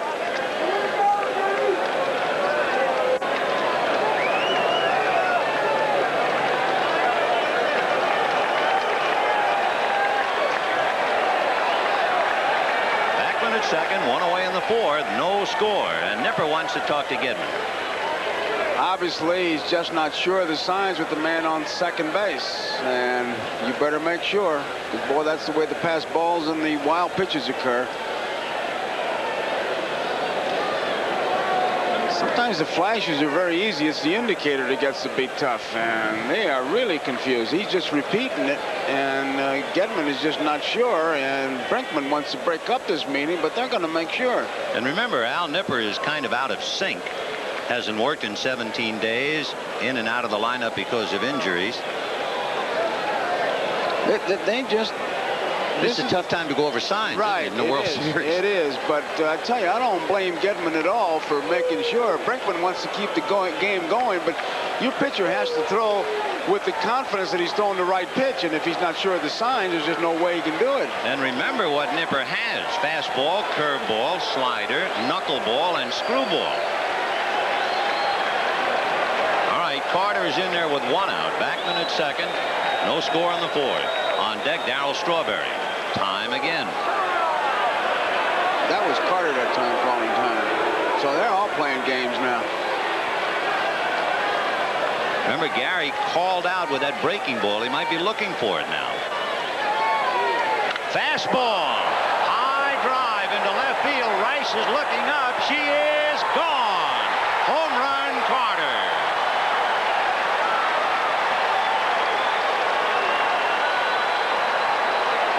Now that's the art of hitting. He says to himself, the pitcher struck me out on a curve. Is he going to come back with the curve? And Nipper thinks he's probably looking curve. I'll give him a fastball. Well, that could be. But I just wonder how much effect it had on not being sure of the signs, just what to throw. You cannot make a pitch if you don't feel like you know what you're supposed to throw. So Gary Carter hits it out. Here's Strawberry. He goes the other way with that outside pitch, and this time it pays off. By the time Rice plays it off the wall, Darrell is to second base with a double, so he's learned. Remember, in the second inning, he tried to pull the outside pitch and rolled it to Barrett. This time he went with it.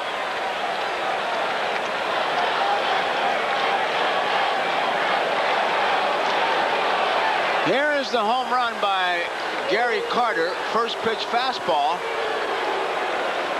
Just a perfect monster. You can see it. Yes, up there. 22. Down she goes. 39. Fastball. So 2-0 in favor of the Mets on that towering home run by Carter, who is now hit in 6 straight games. And the batter is Ray Knight, who singled in the second inning. Strawberry at second, 1 away. 2-0 New York in the 4th.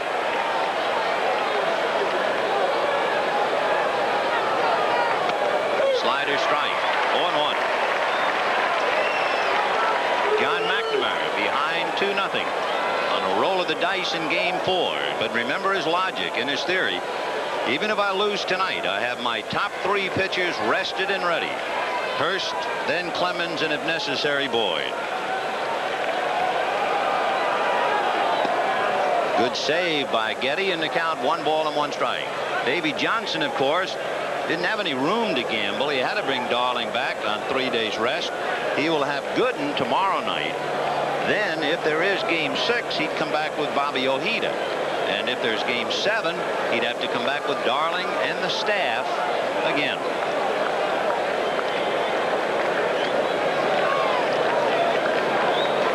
That's where home runs wind up. That's a graveyard for pitchers' hopes. And you might see somebody up there. There he is, Corey Leibel, our cameraman, who climbed the ladder alongside the scoreboard. There it is. He's standing 37 feet above the playing field. Got to get battle pay for being up there. 1-1 to Ray Knight.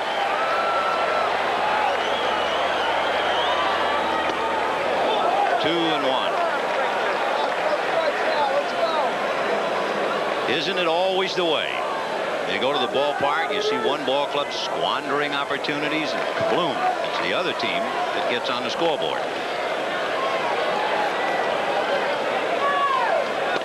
And he missed with a fastball, so now he's in deep trouble. 3-1 to Ray Knight. Carter, the momentary hero, with a 2-run home run, putting on his gear, and on deck, Danny Heap, the DH. 3-1 to Ray Knight.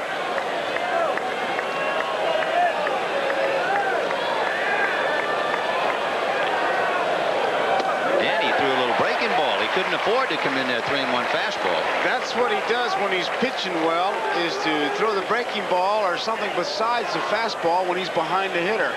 Good pitchers obviously can do that. Something besides the fastball, 3-1 and 2-0, and he just did it. Steve Crawford, however, is throwing back of Nipper in the bullpen. 3-2, the count to Ray Knight. Strawberry at second, 1 out in the 4th, 2 runs in.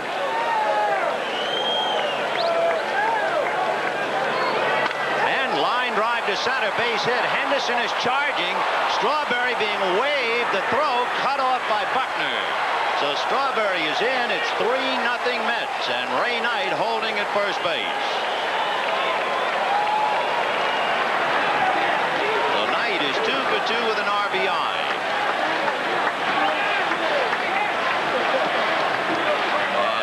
Bill Fisher is going out to the mound.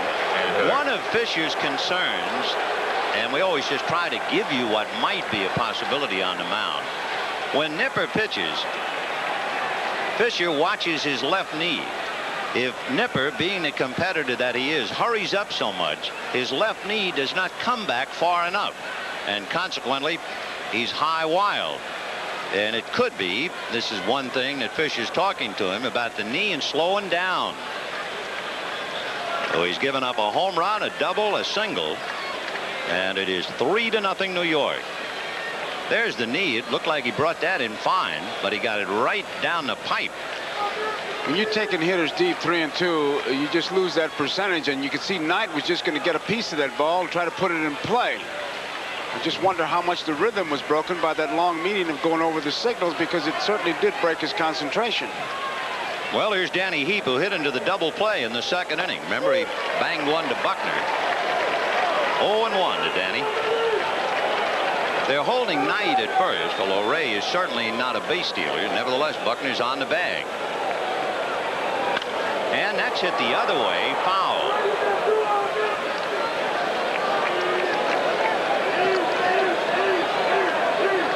Not so much with Hernandez, because it was a hit and run play as we look at Stoudemire, but certainly with Strawberry and now with Heap, you just wonder if somebody said on the bench, hey guys, he's putting the ball out there, that sinker, start to take him that way. And then the Mets, who are out an extra base hit in the first 2 games, have come alive in that area with a home run tonight. Now they've had 2 home runs and 3 doubles in the last 13 innings. 1-2 to Danny Heap.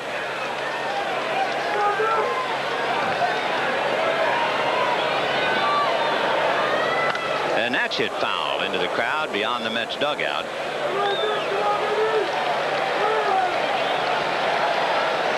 We had 33,595 here last night, so we assume another sellout crowd would be somewhere around that figure.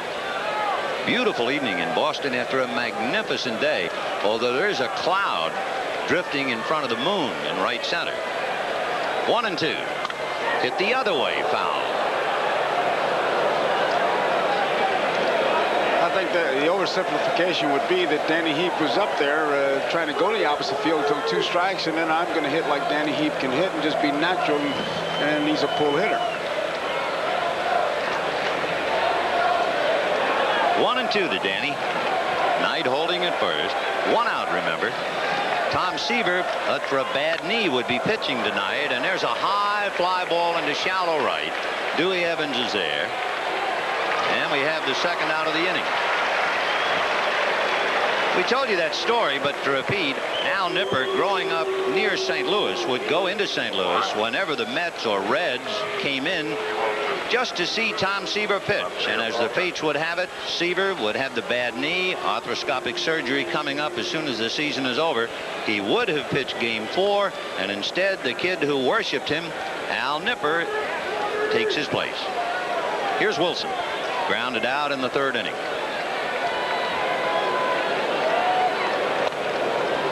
Good save by Getty. Tom Seaver, going back to 1969.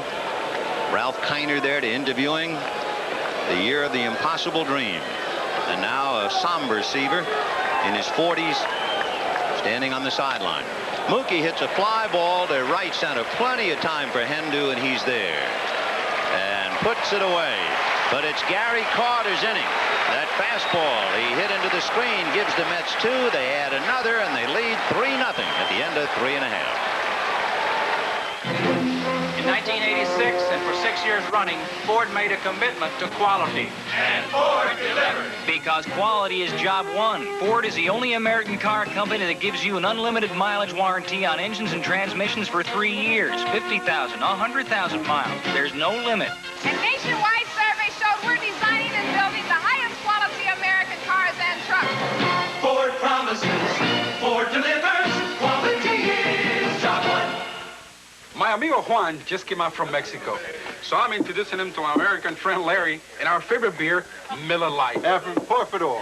Juan, mi Miller Lite de gusto porque it tastes muy bueno. Larry. Ladies, mimosa calorios and no gusto filioppo. El comprende? No, not really. For mucho great taste, there's only one light beer, Miller Lite. Does your friend speak any English? U.S. Sprint, may I help you? People are finding out how much they can save 10% by signing up with U.S. Sprint during the biggest sale in long-distance history. It's like getting 2 months of long-distance free. Yes, that's right. 2 months free. But the trick is, you gotta sign up now, because on October 31st, it's over. Call U.S. Sprint now. Find out about it. U.S. Sprint, may I help you? A tragic accident erased her memory. I've never seen you before. Will her family be strangers forever? We're gonna get it all back. Stranger in my bed, Monday. Gary Carter with the look of Eagles. The Cleveland Indians. And the payoff. That's a grand total. And here's the reason why. It's a low fastball, but watch as the weight shifts. Now, both hands are on the bat.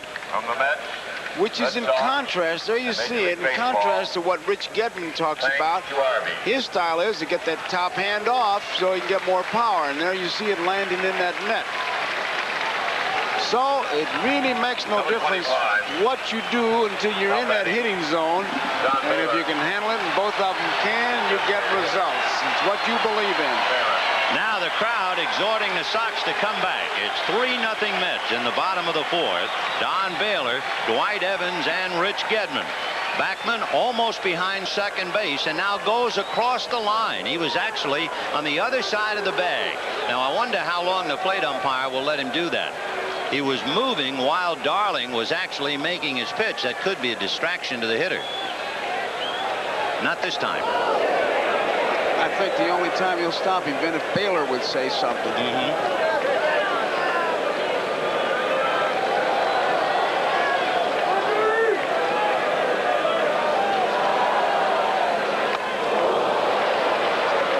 He sure is moving. However, remember years ago, Eddie Stanky, and that's going way back, but he got to arm waving, and they really put an end to that. But Backman isn't gesturing. He's just suddenly shifting on the pitch. 1-2 the count. And down goes Baylor. Off-speed pitches. Stayed away from the fastball, just took something off. That's the third strikeout for Ron Darling, who had a high of 8, you remember, in the first game. Just swung over it. Took something off the curveball. It should also be noted now that Darling, after a very rocky start, has retired the last 7 in a row. Evans hit into a force play in the first inning. That was a big play. That's when the Sox were ready to go off and running. They had the bases loaded, but Evans hit into the force. 4-1. The Mets 3 runs, 5 hits. Sox no runs, 2 hits. A key blow, a 2-run home run by Gary Carter.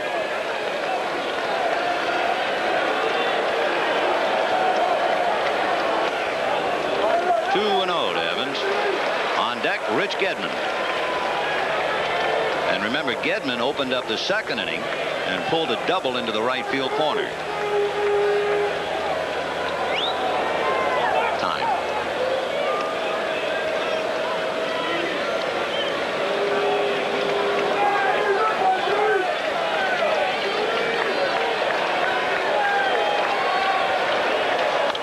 High pop fly into shallow left. Out goes Santana, but there's Mookie. And had some trouble with it. The breeze is blowing out when you look at the flag in center field, and evidently it almost took that fly ball away. He looked like he had it all the way. It looked like it was going to be a routine play. He did dig it up a little bit. And right there, he's got it. Now she starts to drift.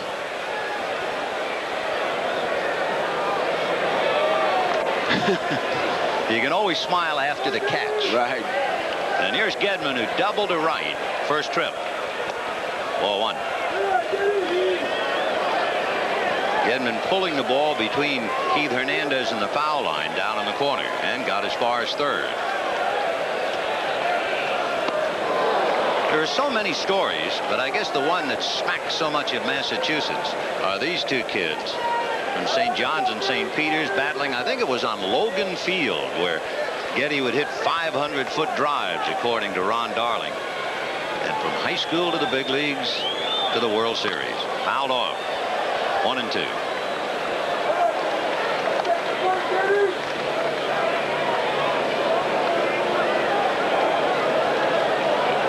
Gedman is a little older than Darling. When they last met way back when, he was a senior and Darling was a sophomore in high school. Little nubber, foul ball. Carter catching it behind the plate, and the count 1-2.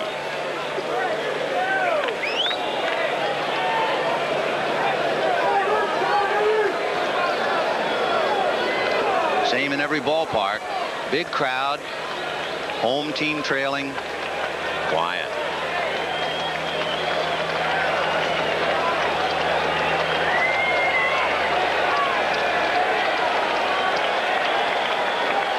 One and two.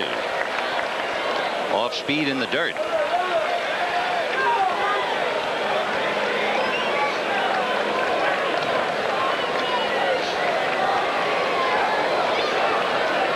Darling, who's the king of the no decision. He had 13 no decisions this year, but he kept the Mets in the ballgame. They won 11 of those 13. 2-2. Little foul off to the left. Does not appear playable. It's back in the crowd. Pretty obvious what Darling is trying to do. He's been working Gedman in and out. Everything downstairs. We've been talking about how he is a high ball hitter. Hit that first one, pulled it. As we look at Dwight Gooden, who has been named pitcher for tomorrow night. He'll go up against Bruce Hurst. He's charting pitches much like Darling did last night. And sitting on the bench in a very unfamiliar position, and he doesn't quite know what to do with himself. Right there, that's Danny Heap. And for a National Leaguer to be the designated hitter, he just doesn't know what to do. 2-2. On the hand, a little pop fly to Ray Knight. And the Sox are rung out in the fourth. 1, 2, 3, 9 in a row. Retired by Darling. 3-0 New York. We'll be back after these messages. Tuesday, Torello wants to end Chicago's reign of terror. His wife wants to end their marriage. Tell me that you want me out of your life. When can you pick up your clothes? Crime Story, Tuesday. There are big differences between Tom Bradley and me on the issues. I didn't raise your sales or income taxes. He raised taxes 4 times. I wrote our death penalty law. He voted against the death penalty. I oppose Rose Bird. He won't take a stand. The mayor hasn't had even 1 day of experience in state government. And there's one more difference. Tom Bradley uses movie stars to make personal attacks. If Bradley can't even speak for himself, how can we expect him to lead California? If you've never driven a Mitsubishi Galant, get ready to soothe your nervous system.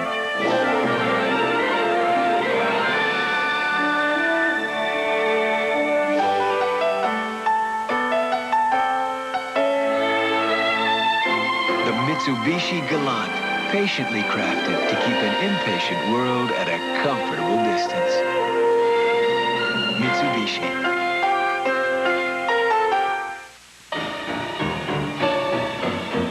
Even today, there are still places in Europe so isolated, hardly anyone ever goes there. But UPS does. With scheduled delivery to every address in every European country it serves, at prices other air delivery companies might find a little scary. UPS, we run the tightest ship in the shipping business. AIDS education in grade school. Full details later on the news. Tonight's game brought to you by Toyota, who offers a full line of 1987 cars and trucks. Who could ask for anything more? And by your Blue Cross and Blue Shield plan, who remind you to carry the caring car.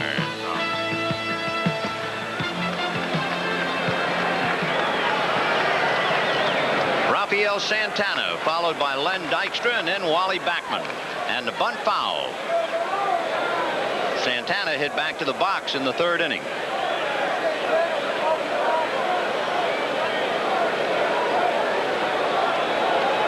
3 runs, 5 hits for the Mets. No runs, 2 hits for the Red Sox.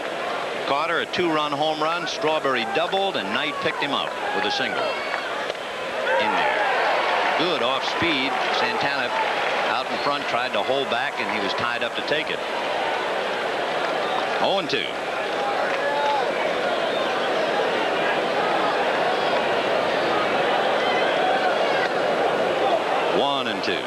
Just watch the rhythm now as Gedman gives the sign. It's just one sign. Nipper gets it and goes. Nipper gets it and goes. Nipper gets it and goes. But puts man on second base. It all broke. 1-2. Off speed. Golf. Missed it. That's the second strikeout for Nipper. The other one was called. Remember when he got Carter on the breaking ball in the first inning? Here's another breaking ball. Gedman a good target, low. He just drops it in there. And with 1 away, the batter is Lenny Dykstra. Grounded to short after he kind of ran up in the box. And then grounded out in the 3rd inning. 0 for 2. And again, the Stocks have to look bunt. Boggs on the grass. Barrett shortens a couple of feet at second base. Fouled away.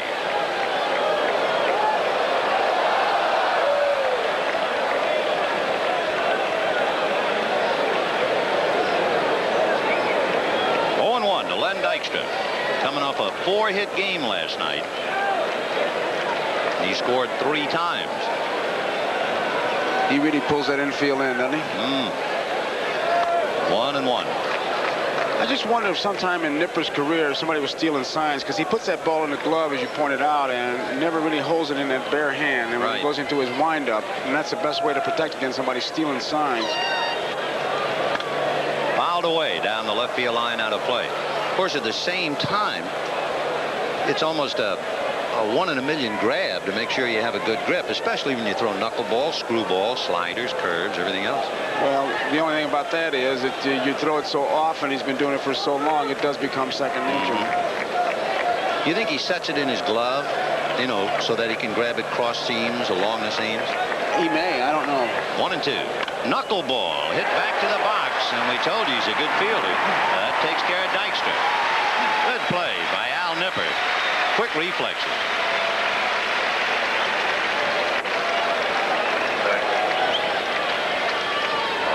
Little blink there, which is kind of interesting. There you see the grip. You saw it. Look at his fingers. That's the knuckleball. Now he's set. The glove is behind him once again, and that's where it was when he got hit in the leg. And he sets himself for some reason on his follow-through. Most of the time, that glove gets behind him on the follow-through. We noticed that when he was hurt against Toronto. In for a strike. You just keep an eye on that kind of a shot, and you'll see that left glove most of the time will wind up behind his left leg, so it doesn't do him any good at all. It was on that last pitch. It's not that blatant, but it is definitely behind him. And that's fisted into the hole and through into left field. So Backman goes 2 for 3.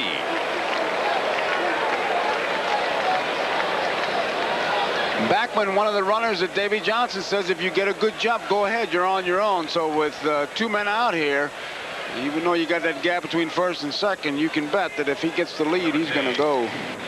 Keith Hernandez had 2 singles and a walk last night. Look how clean shaven he is tonight. Last night he looked like he came here on a raft. Tonight he's walked and grounded out. 0 for 1. 2 out, 5th inning, 3-0 Mets. And Backman at first. Strike.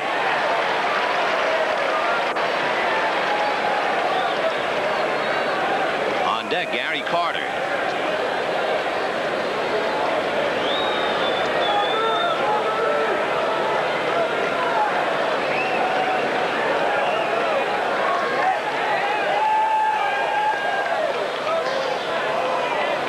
Gedman looks to the bench to get some help on pitch outs. So he'll be checking. Talking about checking, it's interesting how Rice plays Hernandez with a man on and with the bases empty. He's in a totally different position. You In the first inning, Hernandez came up with 2 out and the bases empty, and Rice was beyond the scoreboard. He was way over into left center. Then Hernandez came up in the 4th inning with Backman at first, and Rice was where he is now. And it's the same with Backman aboard here in the 5th.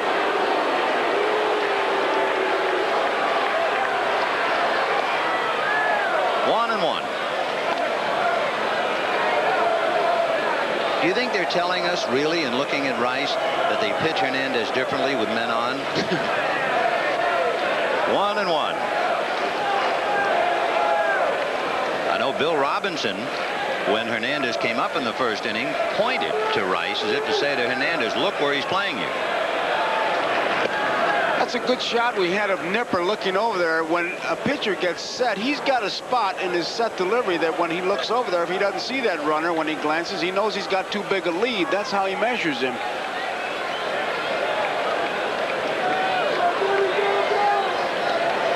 One and one.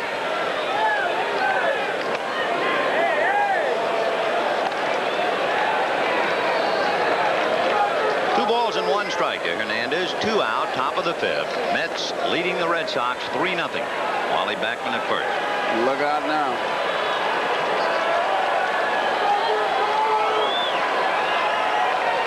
Backman trying to do a read.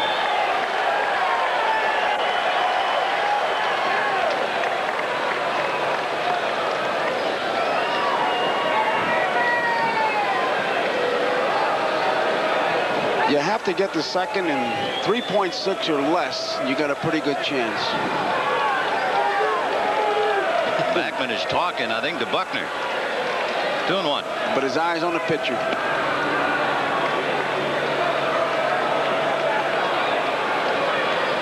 Buckner is a very talkative first baseman. He visits with just about everybody. In fact, when the teams are introduced, the Mets lining up on the 3rd base line and the Sox on the 1st base line, Buckner is always across home plate visiting with the Mets. 2 and 1.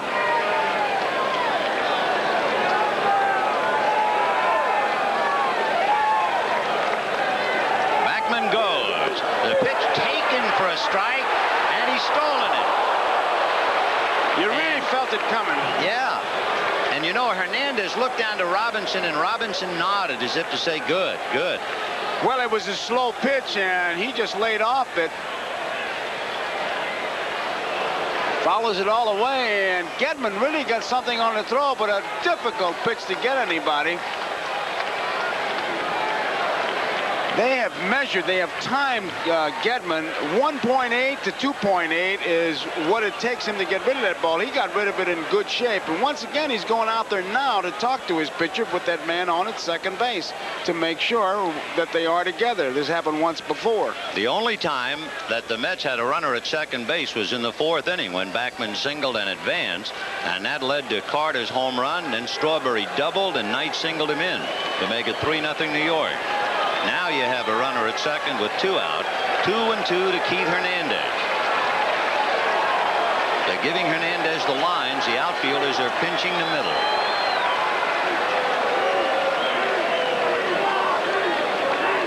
Two and 2.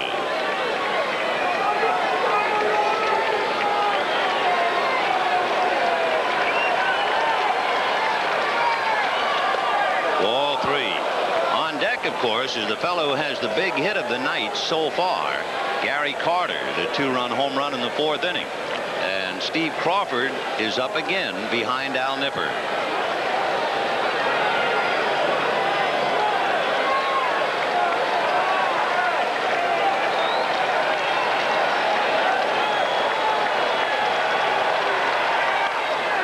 Fouled away. In on the hands.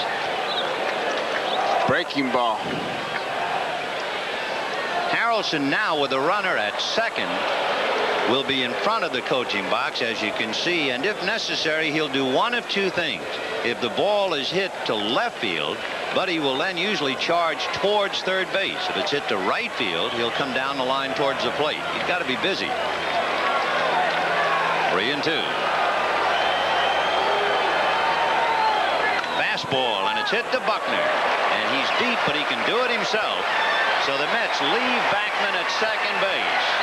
at the end of 4.5 innings. The Mets 3 and the Red Sox nothing. Rollo, where's the package? I have no idea. And the Air Express Company has no idea either. Hold it. If you'd used Federal Express, you wouldn't be having this problem. Come with me. Federal tracks your package with scanners from where it's picked up to where it's delivered. Giving you its exact status within 30 minutes or your money back. Next time, send it Federal Express. Why fool around with anyone else? I had no idea Federal did that. Absolutely no idea.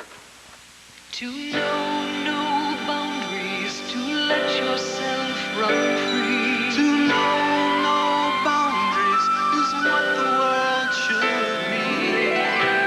Whether you're investing for your future or your children's future, our financial consultants can show you more opportunities than ever before. Because at Merrill Lynch, we believe your world should know no boundaries. To know no boundaries. There are lots of new things going on in healthcare. And this new healthcare can be good if there's someone who really cares for you. That's why nearly 80 million people carry the Blue Cross and Blue Shield card. But this message isn't for those who do. It's for those who don't.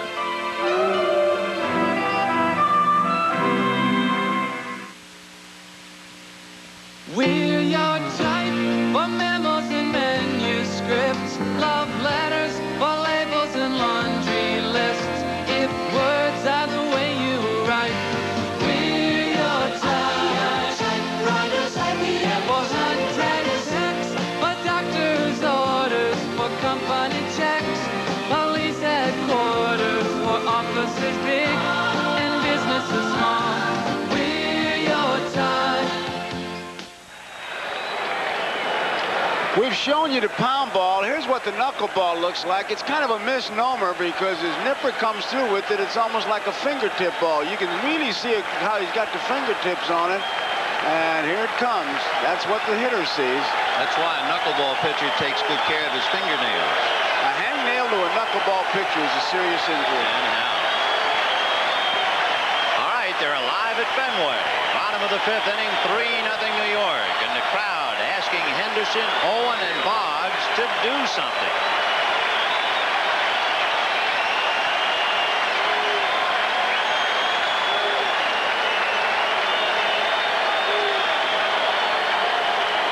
Henderson struck out on a low curveball in the 2nd inning.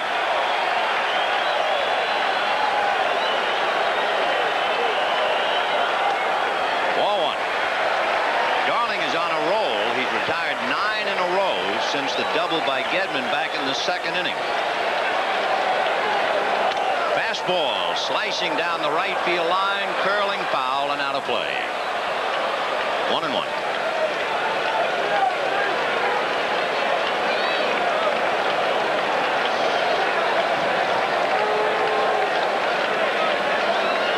Is accustomed, I guess, to pitching tough ball games. We talked about all his no decision. The Mets were involved in 4 shutouts this year, and he was the pitcher in 3 of them. 1-1.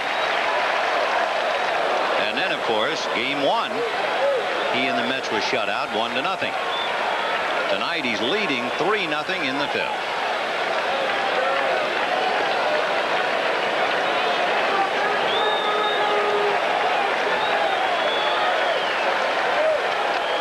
Ball got him looking.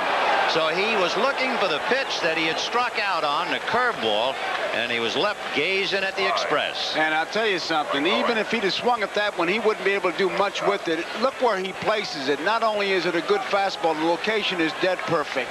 Right on the outside part of the plate, and about all you can do is what he did, bow and say, yes, hi, how are you? 10 in a row retired by Darling, and here's Spike Owen. Rolled out to Backman in the 2nd inning.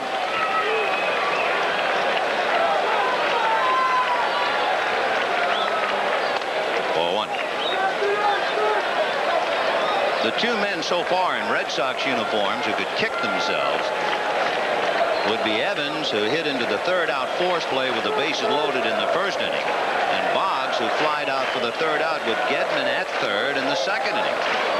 And that's the last look the Sox have had at the game. Talking about a look at the game, you're looking at Roger Clemens, who will be center stage if there is a sixth game.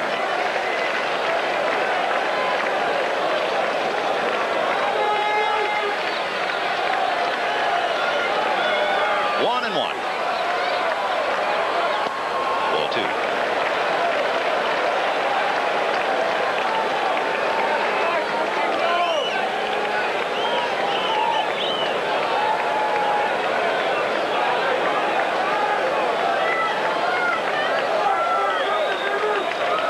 Wade Boggs on deck.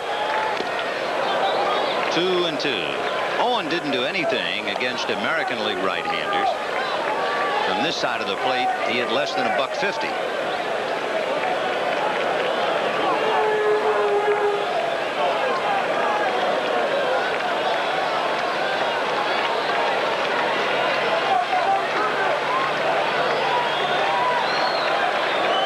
Two and two to Spike Owen.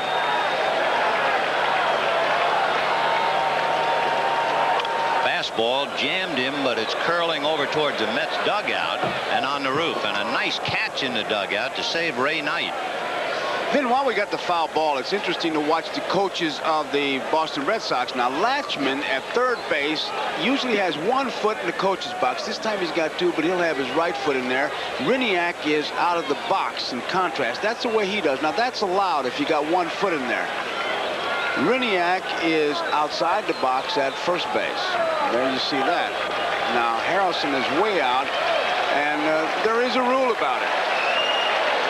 2-2. The count to Spike Owen. 1 out in the 5th. 3-0 New York.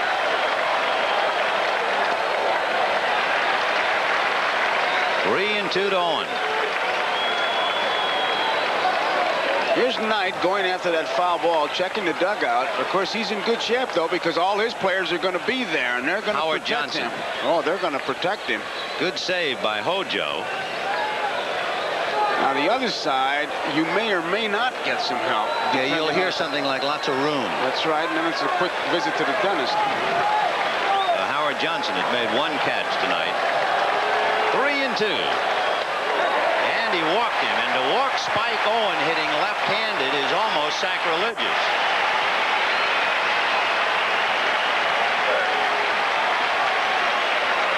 Now you have Boggs and Barrett. That is the 3rd walk given up by Ron Darling. Boggs, a sharp comebacker in the 1st inning, fooled in the 2nd inning, and lifted a lazy fly ball to center. The pitch that fooled him was a slow curveball. It looked like he tried to pull it. The one he hit the back of Darling was a fastball.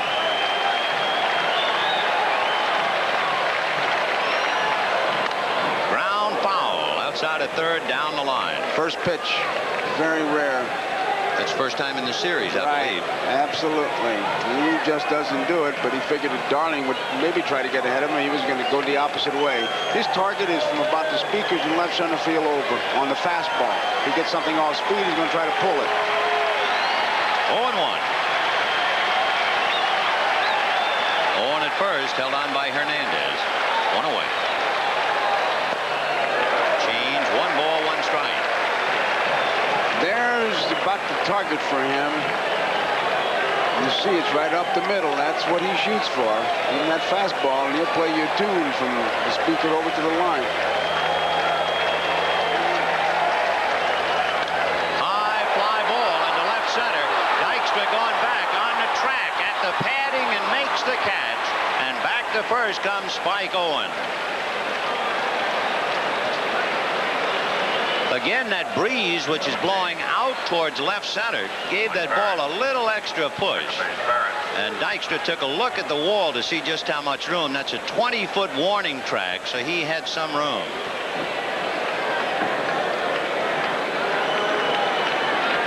He had it all the way. There was no doubt about it. So 2 down, a very big out, and the batter is Marty Barrett with Owen at first. 3-0 Mets in the 5th. Barrett doubled and then hit a soft looping ball to Rafael Santana in the 3rd inning. He was jammed. in the dirt, and Carter can't find it. By the time he picks it up, Owen remains at first. I tell you, that's one of the real tough plays because everybody in the ballpark sees it, and you don't know, you have no idea where that ball is because what you're trying to do is just try to keep it in front of you, and by doing that, he just has no idea, and you're looking for some help from your pitcher if he can give it to you. Usually you see that base runner at first, and his indecision with a left-hand hitter, but Owen was looking right in. When that ball's in front, that usually is like a red light for the base runner. Again, we remind you about Darling and his wild pitches. He's in the dirt a lot. 1 ball, no strikes. Ball 2. Now, he had him 2-0 when he jammed him and he hit that little pop fly to the shortstop, Santana. And that pitch was inside. Now he takes a look to see what's going on here, but with a score of 3-0, he's got to get on. He wants to be the base runner and get the big guys up there. Bill Buckner's on deck. 2-0.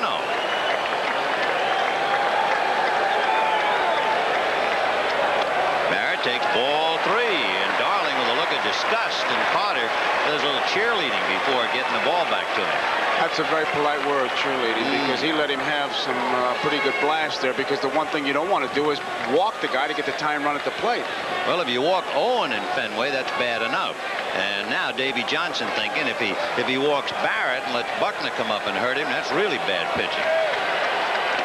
And a strike. 3-1. 2 out, remember. I don't know about you, Vin, but I'd have him taking this one, too. Cool enough to allow the pitchers to blow on their hands, although it's very comfortable in the ballpark. 3-1. Big pitch. Strike 2.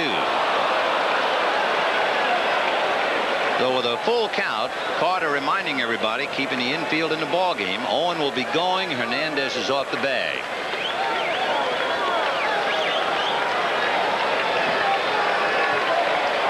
This little Barrett really schooled well in the fundamentals.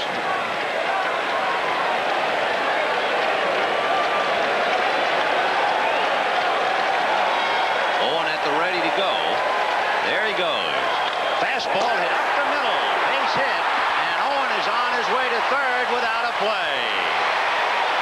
So the walk to Spike Owen has been a big play in the inning. And with 2 down, here comes Bill Buckner representing the tying run. And once again, Barrett is in the middle of it. He did it last night. He did it again tonight. Twice he led off with a double in the first inning, or he had a double in the first inning. Now the base hit on 3 and 2 when he tried to work for the base on balls. He just sent it right back up the middle past Darling before he could react. And that's what he's supposed to do, set the table, and now it's up to the big guys. So after retiring 10 in a row, Darling is in trouble, walking on, getting Boggs, and giving up the 3-2 base hit to Barrett. Davy Johnson not having anyone throw in the bullpen. He's sticking with Darling, who had to weather a storm in the first inning. John McNamara hoping that his Sox, who left 4 men in the first 2 innings, will get off the floor and get something going. And here's Buckner, grounded to first, fouled out to first. 100 RBI man this year.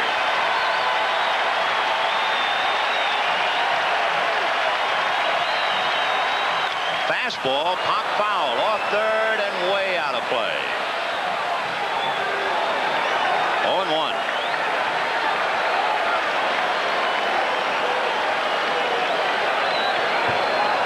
Owen at third, Barrett at first. And Buckner at the plate. 2 down. 0-1 to Billy. Buckner is a good fastball hitter. You want him to hit something besides the fastball, but that curveball, you don't want to let up on him so he can pull it between first and second. If it's a curveball, it's got to be the hard curveball.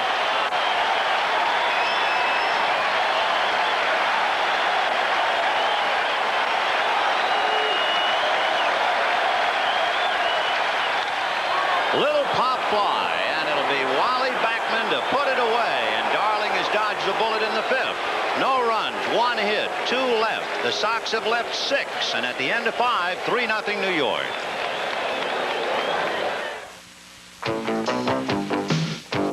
Just when you need it most, Toyota introduces a roomy new kind of getaway car, the versatile new Toyota Corolla FX16. The all-new FX16 slips through traffic that snarls other cars. 16-valve quick, tires that stick, four-wheel disc equipped. The gutsy new Toyota FX16. What a way to get away from it all. Who could ask for anything more? High above the Loire Valley is a castle that has enchanted travelers since the Middle Ages. But now travelers of all ages can be enchanted at the Hotel de la Bretèche. But if you go there, remember, bring your nose for wine and your Visa card. Because you can't check out without a glass of Pouilly Fumé. And you can't check in with American Express. Visa, it's everywhere you want to be. I was one of the toughest drill instructors in the U.S. Marine Corps. I marched my men through mud, snow, and rain. And after I turned those cream puffs into Marines, I treated myself to the best beer in the U.S. of A. Miller Lite. Light's less filling. And this taste makes me proud to be an American. As for you guys out there who spent 10 of the toughest weeks of your lives with me, I got one thing to say. How come you don't write? We're proud to say there's only one light beer, Miller Lite. Tuesday, Matlock defends the Mafia. Matlock is my lawyer. I want him off this case. William Conrad wants him dead. I don't care how you do it, just get it. Tuesday. Now, you see where Buddy Harrelson is, and the rule says base coaches shall be limited to 2 in number and shall be in team uniform and remain within the coach's box at all times. That's the rule. Now, they got a footnote. It says it has been the common practice for many years for some coaches to put 1 foot outside, so forth and so on. The coach shall not be considered out of the box unless the opposing manager complains, and then the umpire shall strictly enforce the rule and require all coaches on both teams to remain in the coach's box at all times. And the common practice of coming out is okay. If you were a Red Sox catcher or manager, you'd complain, they'd have to make him get in. But until they say something, he's going to stay right where he is, which is a good move on his part. And Gary Carter at the plate takes a strike. Breaking ball. Remember, he struck out looking at a curveball in the first inning and then hit a fastball out of sight in the fourth. Well, if they allow them to stand there without wearing a helmet, they're going to allow them to stand anywhere they want. 1-1. The crusade continues. Yeah. 1 ball and 1 strike. But what is really interesting about that is all coaches agree they're waiting for the first guy to do it. I doubt if it would be McNamara. 1-1.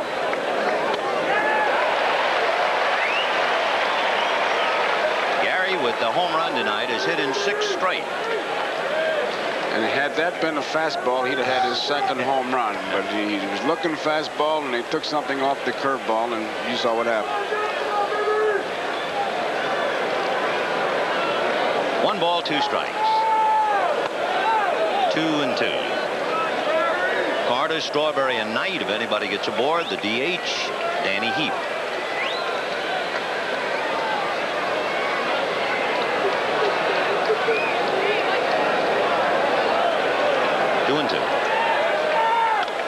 Little pop fly back at first. Tough play for Buckner on the bad leg, and it's going to land.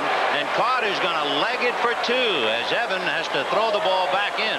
And Gary's in there with a fist double to right field. He was fooled on that pitch. It was a breaking ball. You could see at the very last minute he just kind of snapped at it, and he didn't really drive that ball.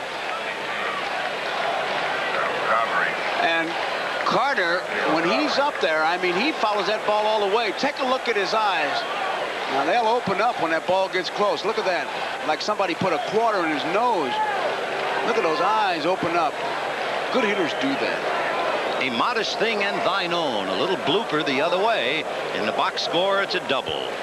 And the batter will be Darryl Strawberry.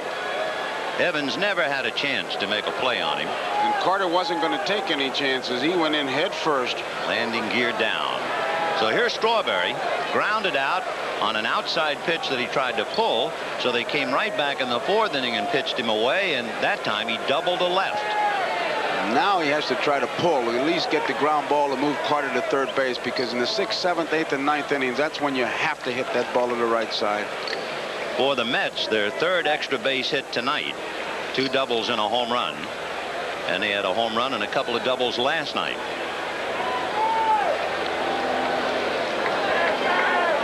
Ball 1. When you talk to Bill Robinson about Darryl Strawberry, and he's a young player just waiting to be great, and Bill always says, I don't like to mess with him, but he is disturbed over that busy bat of Strawberry's, and especially the way he tilts the top of it like that. It's okay in batting practice when Kenny Harrelson is throwing, or Buddy Harrelson is throwing to him, but in the big leagues, those big league pitches can eat you up. Well, that bat barrel goes towards first base, as you can see, and it's a little tough to get it going. But again, it's one of those things. I don't blame Bill. You just don't want to mess up a young fellow like that. Not just yet. 1 and 2. He has to come to you and say, hey, help me. Well, Bill says I'd love to have him keep that bat quiet, hold it back, and then just come down on the ball. But he said, I'm afraid I'll wreck him. A very sensitive area. 1 and 2.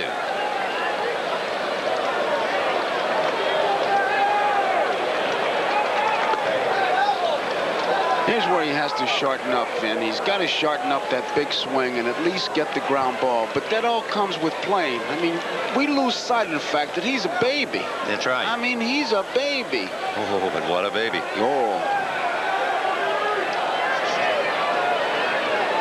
2 and 2. Fouled away. Trying desperately by using his right foot to kind of time Nipper. It's all part of the dance. But the mechanism is so delicate. I mean, it's like fine-tuning. Watch that thing, he almost does like a sweep. And there's so many things he does, and when you do that many things, more things can go wrong. 2 and 2. But it's the old saying, if he starts to hit, all that is a trigger mechanism. Right now, it's a problem. It's a hitch. It's a hitch. When you hit, there goes the hitch, and it's a trigger mechanism. Henry Aaron had a hitch, but nobody talks about it because of all the home runs he hit. Whoever thought Musial would hit with his stance or Mel out. 2 and 2 to Darryl.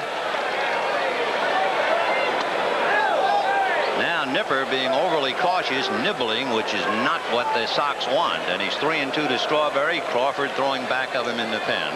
And Ray Knight on deck. Nobody out. Now with men on base, he holds that ball in that bare hand. High fly ball into deep right field. Evans going back on the track at the pen wall to make the catch. Tagging up his Carter and goes to third. And if Evans doesn't get there, that's in the bullpen. He had enough room to set himself, but just another foot or so, and Strawberry, they would have said he timed it perfectly. He didn't have a hitch in that swing, but same swing, gets under it. A high towering drive, which allowed Evans to get back there, and he's got plenty of room.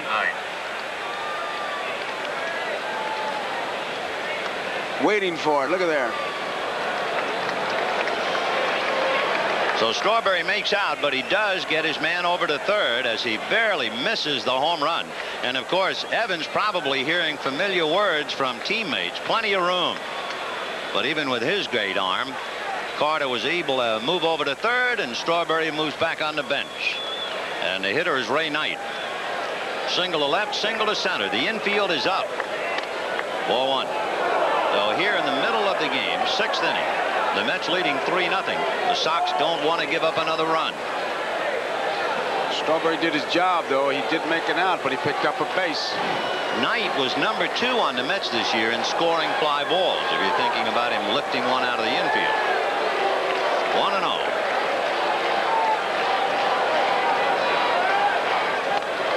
Ball 2. I only wish the wall had been in right field. Carl was here in the ballpark. He's working in TV. I bet it really he did affected his career. Yeah, it only had 23 years or so here. I wonder what would he hit if that wall was out there. How about Williams, too? Ted Williams. 2-0 to Ray Knight. And he's not about to chase, and the count 3-0. Now I'm sure if you're Nipper, you got to think, I don't want to throw him a fastball 3-0 in this spot. No, because we've seen Knight jump on that 3-0 pitch. And you look at who's coming up next. You got a left-hand batter, Danny Heap, coming up. The infield tight. The outfield about straight away. And Carter waiting to be picked up at third. Boy, you have to call this pitch like you just believe that he's going to be swinging at 3-0. Gedman really checking him out. And he threw in the breaking ball. A little slider in there for a strike, 3-1. I was just thinking of Gedman now with a runner at third. He has to handle maybe a knuckleball, maybe a screwball. Well, the reputation Nipper has, he's not afraid to throw that breaking ball when he's behind. He certainly showed it there, 3-0, throw a curveball. Here he comes, 3-1. Another one. 3-2. That's the difference between the minor leagues and major leagues in many cases. That pitcher gets behind like that and he throws something besides a fastball, controlling the strike zone. Full count to Ray Knight. Now will he get the fastball? Doubtful. And a little foul off to the right out of play. 3 in a row. So it's one breaking ball after the other from 3-0 to 3-2. But it was interesting you said that because I'm sure that's what Knight was thinking. Is he going to give me the fastball now or is he going to come back with another curveball? Well, one thing, he's got room. In other words, if he walks him, you have Danny Heap coming up. You have a chance of a double play. And McNamara sweating it out in the dugout. Johnson right now kind of sitting back leading and looking for a chance to get some more. Another foul on another breaking ball, and that's back into the seats. And Nipper right there with Gedman. I mean, there's nothing wrong with that. You don't see it usually that often or that much, but how many times we've seen it where a catcher or an infielder ball pops out of the glove and the guy standing next to him makes the play. Remember Pete Rose? And you can't just sit on the thought, well, Gedman won't fall down, too. You might as well keep going to try and help out, especially with the runner at third and one away. Exactly. So Nipper is hustling, trying to work his way off the hook. 3-2 to Ray Knight. He's thrown him 4 consecutive curveballs, starting 3-0. And the guessing game continues.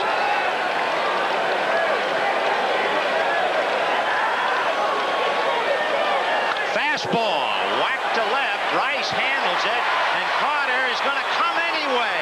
The throw, he is out at the plate. He broke back to third base, and Rice was able to play shallow and make that play.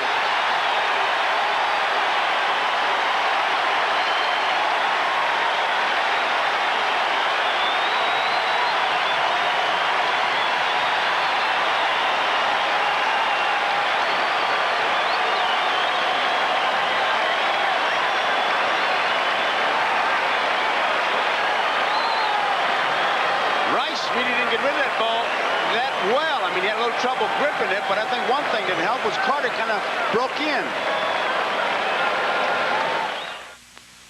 2 out of 3 Indy drivers rely on STP oil treatment because when it comes down to it, STP adds extra lubrication to reduce engine wear in whatever you drive. STP is the racer's edge. Well, these trivia questions are tough. Okay, Boom Boom.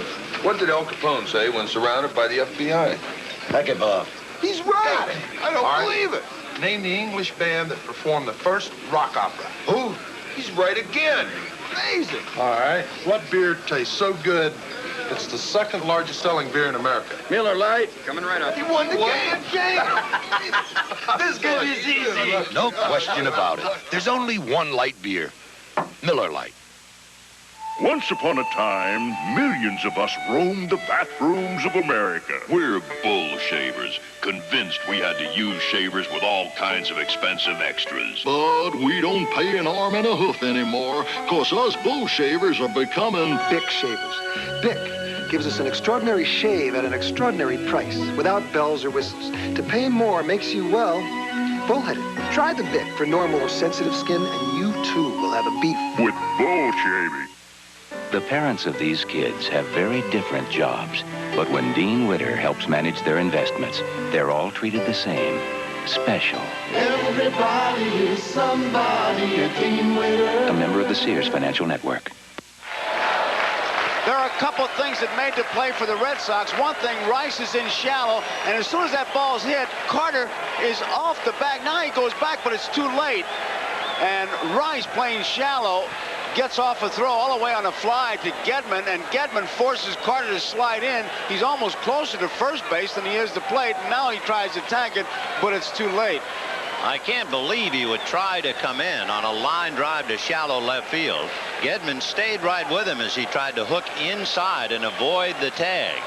But Gary really made an error of judgment. Harrelson had nothing to do with that.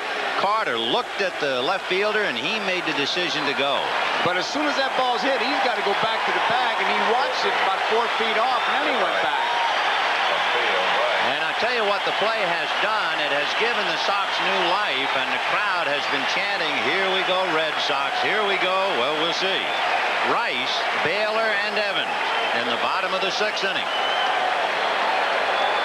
Jim Rice walked in the 1st inning and struck out in the 3rd. 3-0 New York in the 6th. 0-1.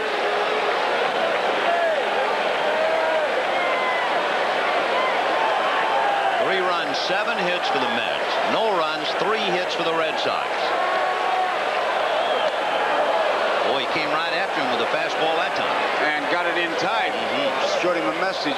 Just one more caption on that last play, Vin. The wall came into play there because Rice can play so shallow at Shea Stadium. That's a base hit. So the one fastball that Ray Knight got, he drilled it. And there's a fly ball into right center. Here comes Dykstra. He's got it. 1 down, and Don Baylor coming up. Friends, once again, we remind you we'll be selecting the NBC Miller Lite Player of the Game at the conclusion of the ball game. Don Baylor, the DH, walked in the 1st inning, struck out in the 4th. He got him with off-speed pitches. Backman is doing his walk behind second base. High fly ball down the left field line. Mookie in the corner. He's got it. Fine play by Mookie in the left field corner. There's that swirling wind they talk about, and Mookie, a big smile on his face. He got there, and you could just see that ball kind of be taken away from him. Now, he doesn't have a whole lot of room when he gets near that wall. You saw him look for it, and he found it. He's so close. Now watch it kind of drift away from him.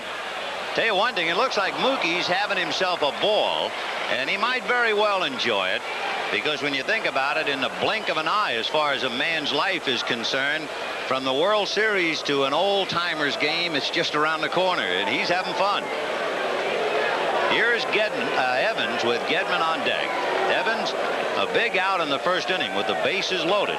He hit into a force play. Last time up in the 4th, he flied to left.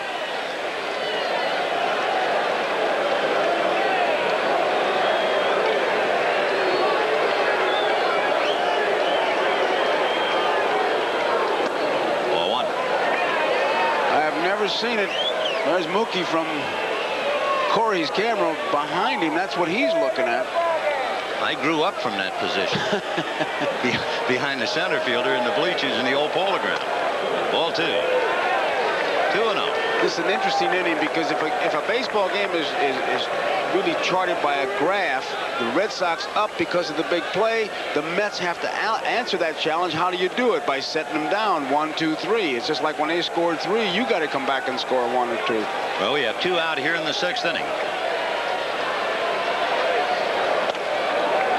Ball 3. So the low ball hitter, he's up around the eyes, and he's behind 3-0. On deck, Gedman. And did you see how hard Gary threw that ball back to him? A lot of times when a catcher throws that ball back to the pitcher, he's delivering a message. He'll gun one and say, "Come on, shake it up." 3-0. And he walked it. So for Darling, he's fighting himself. He has walked 4. And with 2 down, Gedman the batter. The biggest walk, the walk that put heat on the Mets bench and on Darling, was the walk he gave to Owen in the 5th inning, but he worked himself off the hook. Last year, he walked 114 batters. However, this year he reduced it by about 1/3. Meanwhile, the Mets in the bullpen staying warm. Improvising as always. Getty doubled and popped up. 1 for 2. Fastball hit down the left field line. That's going to be against the wall. Mookie plays the bounce. Into third goes Evans. A throw to second, and they got Gedman. And both catchers have run themselves out of an inning.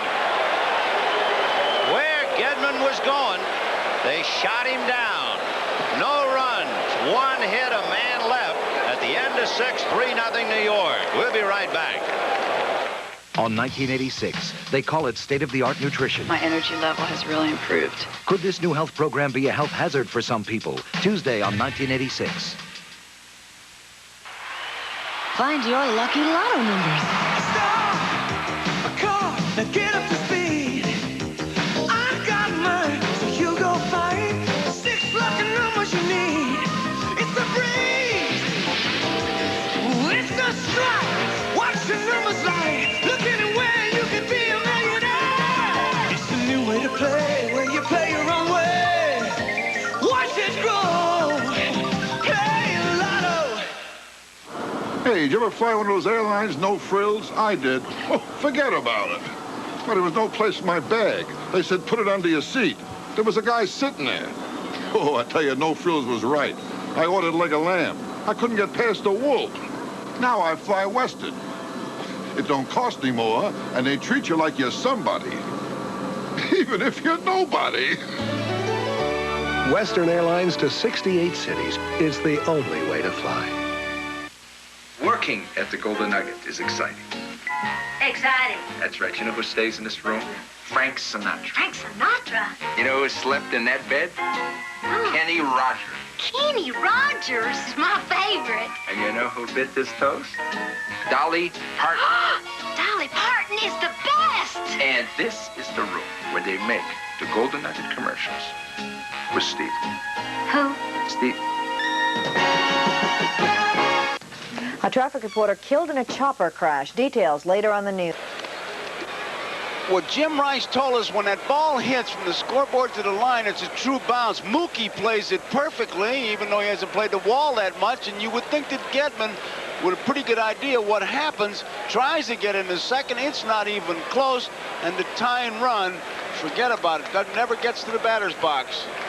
Ball was well hit, and slide wasn't exactly right out of a textbook. Knight, who turns into a spectator watching it, and look at him rooting. Remember, the hitter who would have been coming up with Evans at third and Gedman at first would have been Dave Henderson. And as Knight reacted cheering, you saw Evans put his head down in despair.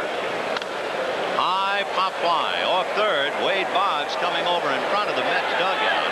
And that takes care of Danny Heap. Heap was left at the plate on the line drive by Knight and the running mistake by Carter. So the catchers have a lot in common and a chance to chat.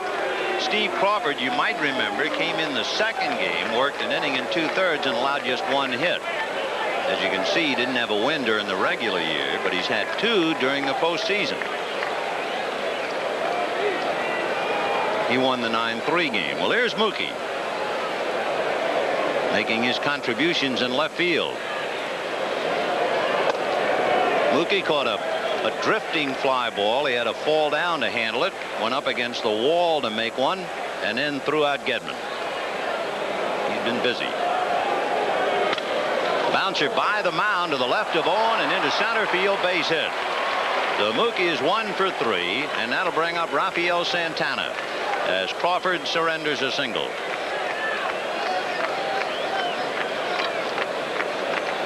Just hits it right back up the middle.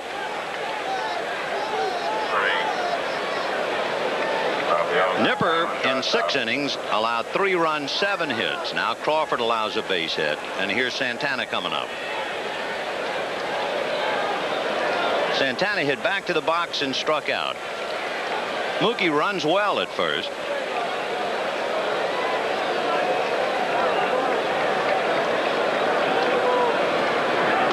Right.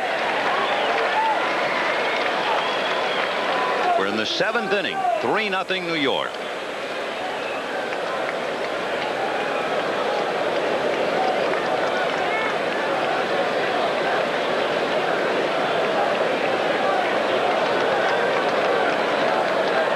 Wilson with 25 stolen bases, so he's always a threat. And they know it. That was close. Mookie's another one of the players that Davy Johnson gives the green light to. Mookie kind of leaning. Diving back. 0-1. And he bluffs, and the ball hit foul. I think Santana trying to take a shot to right field, and the count 0-2. He may have faked Santana into that one.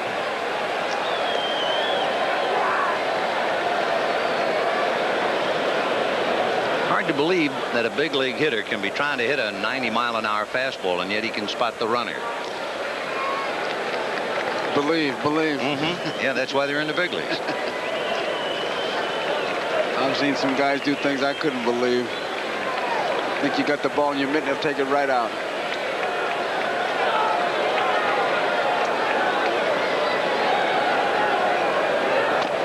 And got him looking, so Santana strikes out for the second out. Strikeout number 1 for Steve Crawford. Wilson holding at first, and Dykstra coming up. Center fielder, late Dykstra. Right down the middle, it seemed like. Gedman ready to go. Davy Johnson, if he has flashed his sign to Buddy Harrelson, Dykstra had a long look at Harrelson before getting in. He is grounded to short, grounded to first, and hit back to the box. And Boggs still looking bunt on the grass. 0-1. I tell you, Mookie really does a job down there. He fakes a lot of starts, and he snaps the infield going. I tell you, he's been getting a good enough jump. I'd kind of look for him to take off. Sure, and of course a good base runner like Wilson will open up a couple of holes. Either Barrett or Owen breaking on the pitch. 1 ball, no strikes.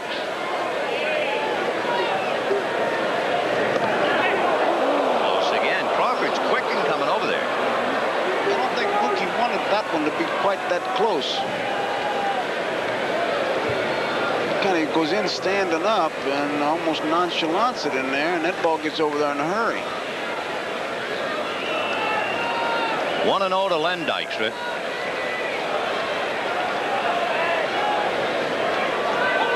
Time. Crawford doing a pretty good job of trying to hold the ball on Mookie, trying somehow to ruin his timing. Well, he did it by throwing over there, and then he wants to break the rhythm so he can't time when he's going to release that ball. Sometimes you get an impatient runner, and holding the ball on him really pays off. That's what Crawford is trying to do. And Mookie is an impatient runner. That's the word on him. If you can hold it long enough, the engine gets started, he's got to go.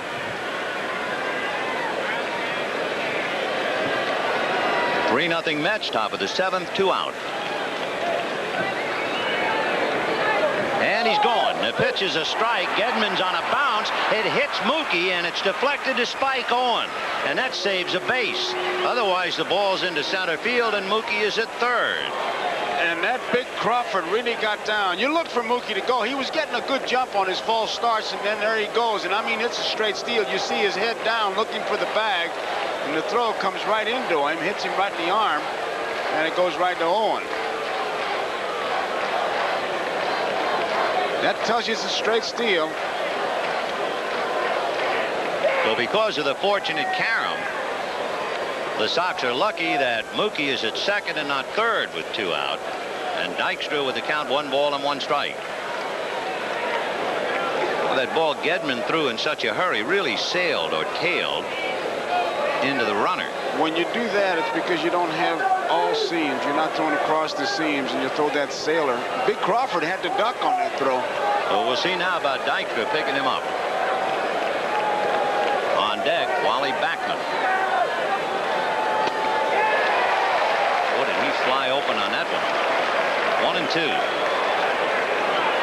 Remember, Gedman caught 4 of 5 base runners in the league championship series. The Mets have turned it around on him. The Mets have now stolen 4 out of 5 against Gedman and really the pitcher. 1-2.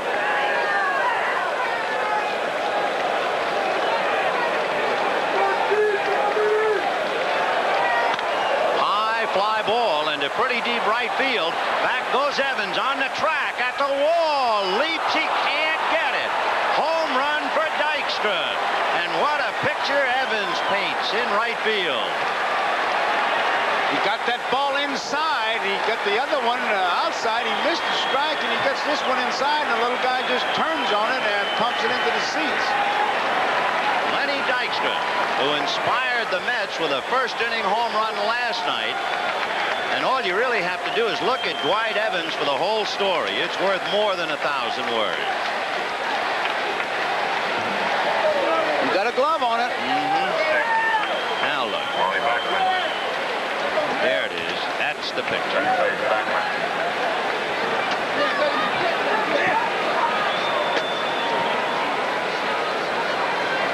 Well, what goes around comes around. All you have to do is think back.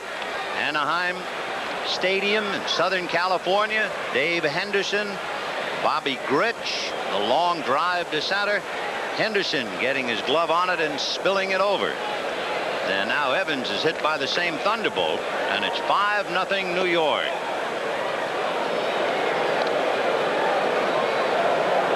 Dykstra is putting on a great exhibition of how to play this game, and not being 9'8" and weighing 290 pounds. Gets him thinking about bunting and running, and you get close, it's a home run. I can't believe how hard he swings, too. I can understand Davy Johnson's somewhat complaint about, hey, little man, just try to pick up the runner. There's a guy at second base, and he takes you deep. That's shocking.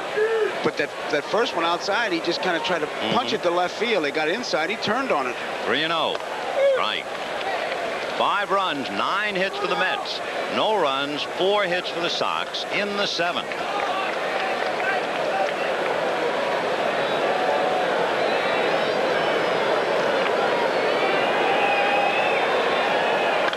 High foul off third, out of play. You know, it's so quiet in Boston, you can almost hear New York. Talk about lightning. Hitting twice. This was Henderson going after Bobby Grich's ball. High, glove, and over. Evans actually got his glove on the ball leaning over the fence. Same result. 3-2. Fouled away.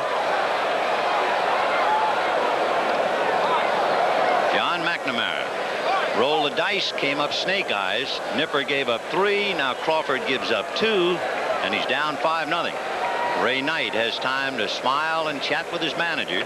The Mets think they're even. We'll see. Interesting, too, looking at Knight's number. 2-2.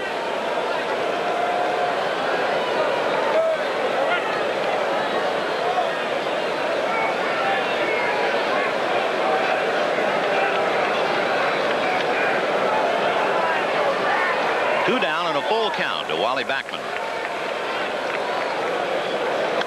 Fouled away. I tell you, both Dykstra and Backman really give you a good illustration as we look at Dykstra on the bench, a good illustration of what concentration is all about. Backman, he's concentrating on sending that ball back up the middle. That's what he wants to do. That's his target. Dykstra looked like he was going to hit the ball in the opposite field, and when he got the ball inside, he just took a top hand off the ball, and there she goes, home run. 3-2 to Wally. Fastball hit to Marty Barrett. A little tricky hop, but he stays with it. Well, we showed you the picture of despair of Dwight Evans. What about the other side of the coin? Mr. Lenny Dykstra. This is how he reacted.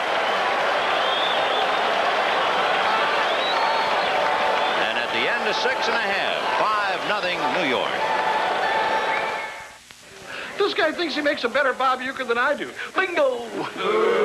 See, you can't imitate the old Uke just like you can't imitate Miller Lite. Oh, these fans, I love them. Hey, Light is still the only leading beer with a third less calories than the regular beer and a great taste, too. Let's go, fella. Oh, I must be in the front row.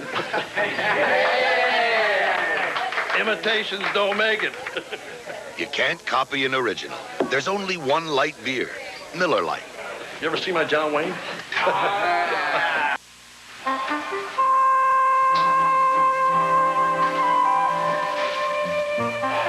house is paid up. Kids are out of college.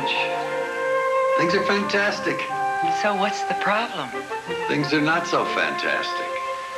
After 30 years, I realized a financial genius I'm not. You need some advice. You put a lot into life. You deserve to get the most out of it. We can help. I'm Linda Ross. I represent New York Life. At New York Life, we have the resources to make the most of your resources. We offer a range of financial opportunities, including mutual funds, annuities, whole life plans, and limited partnerships. Sure I will. Thank you. Don't settle for less than you deserve. Get the most out of life with New York Life.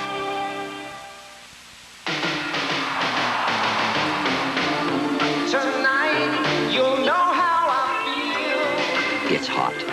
16-valve performance. It's cool. Dynamic aerodynamics. I just hope it's not too late. The 1987 Toyota Celica. One thing it is not is dull. Tonight, you'll know how I feel. Who could ask for anything more? Here's that dramatic picture that I'm sure will be etched in many minds for quite a while. Not so much Evans going back, and not so much that the ball went off his glove. But oh, that look of utter frustration and despair. That's the picture.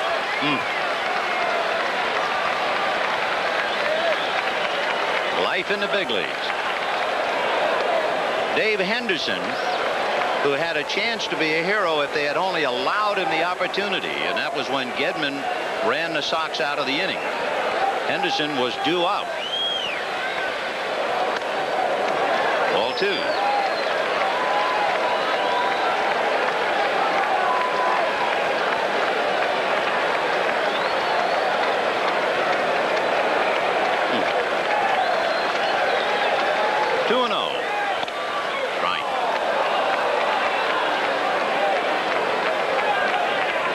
Henderson struck out in the second inning, struck out again in the fifth. The difference, he struck out on a curve, and then he was caught looking at a fastball in the fifth inning. 2-1.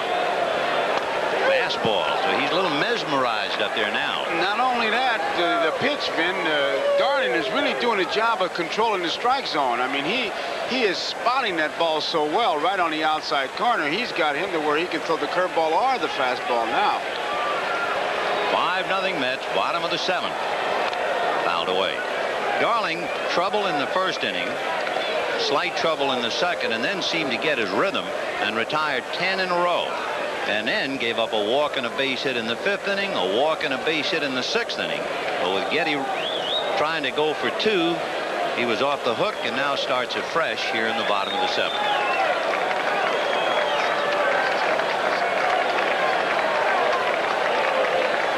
2-2.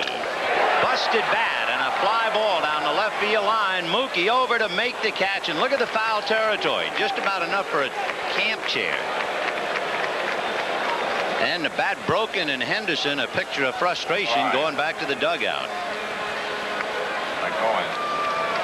One down, and Spike on the batter, grounded out, and then, much to the disgust of Ron Darling, walked in the 5th.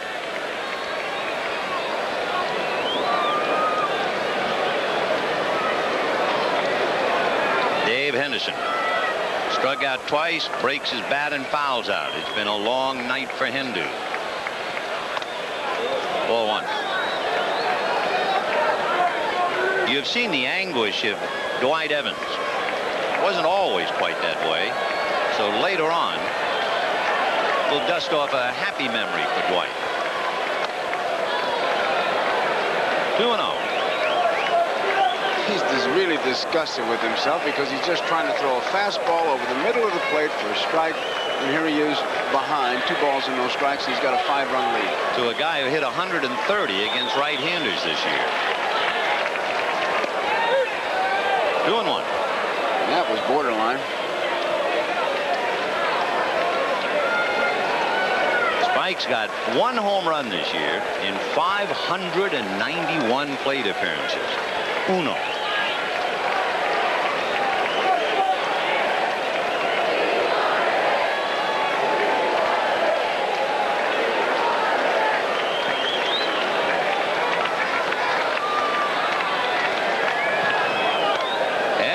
9, ball 3. 3-1. When you get like that, you're disgusted with yourself. You really get to aiming the ball, and you say, well, I'm just going to throw it down the middle and let him hit it, and you just can't find the plate. And everybody's telling you what to do, and you're saying, what do you think I'm trying to do? In there. So 3-2. He's not trying to finesse him. He's trying to get the ball for a strike. Mel Stottlemyre on the left. Johnson on the right. Mel, of course, pitched for the Yankees and pitched many times here at Fenway. 3-2. Foul ball down the left field line, out of play.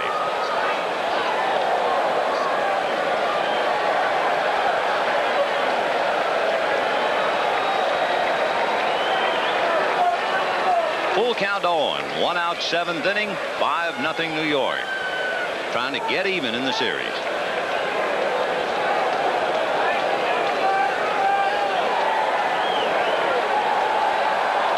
And he walked him again. Leading 5-0. He walks Spike on. He is fit to be tied. And the Mets realize it, and they come in to try and soothe him down a little bit. Well, I'm sure that when they talked about it in the meeting, if he could give him 7 tough innings, that'd be plenty. He was on short rest. They got a 5-run lead, and the one thing that can hurt him is the base on balls. He's gone as far as Davey wanted him to go because he's got that strong bullpen. Of course, if you get the complete game, that's an extra bonus. But that base on balls is what you want to stay away from. He has walked 5. In the first game of the series, he walked 3. So here is Wade Boggs. Hit back to the box, twice fly to center. Strike. Boggs had Gedman at third with 2 out in the second inning and flied out. And he had runners at first when he flied out. And the hot water bottle appears. That's Wade Boggs. Trying to keep his hands warm at the start of the inning. It's not unusual. They leave nothing to chance, those good hitters.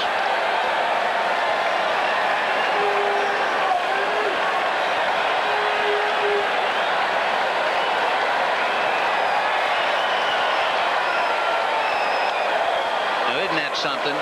You pitch to a guy hitting 130 and you can't throw a strike to him, and now you got the best hitter maybe in baseball along with Don Mattingly, and you immediately go 0-2. The difference is to Boggs he's pitching, to Owen he was aiming.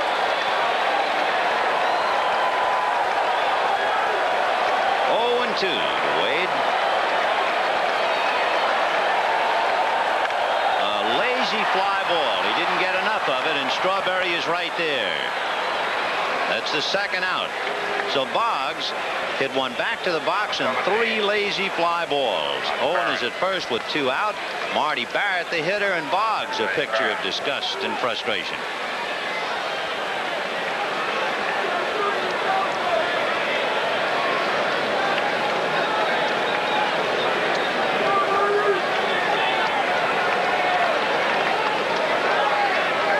He doesn't do this that often.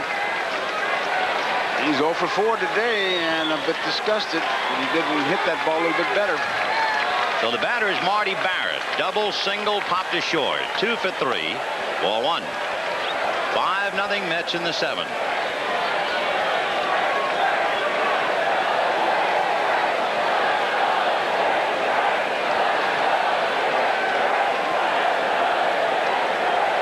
Doubled to left center in the first inning and then singled up the middle in the 5th.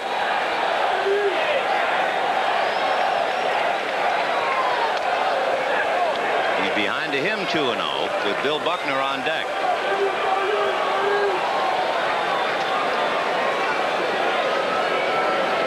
Five runs, 9 hits for New York. No runs, 4 hits for the Sox.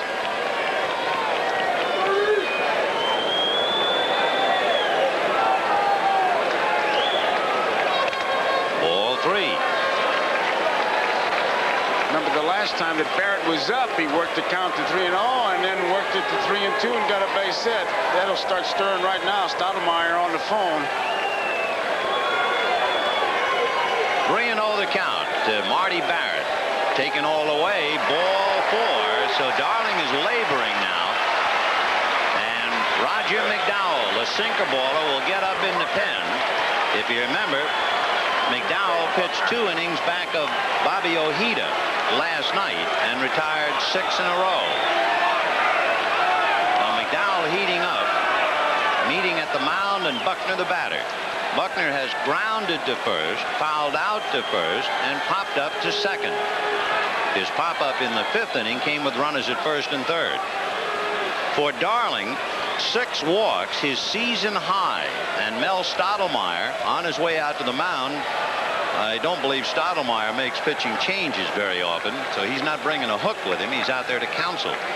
Well, I think he's out there to buy time. There's not a whole lot to counsel about except just keep throwing strikes if you can. That's what you have to do. You got a 5-run lead. The tying runner's still over there on that bench, and it's just a case of trying to break the mood. Okay, says Darling. Stottlemyre finished, turns, and walks away. Those are always great conversations when you go out there. I mean, brilliant things are said like, come on, throw some strikes. I'm trying. Oh, I know you're trying, but throw some strikes. With something on it. Well, here's Buckner, 0 for 3. 2 on, 2 out in the 7th. The Sox have left 7 men in 6 innings, and they have 2 aboard now in the 7th.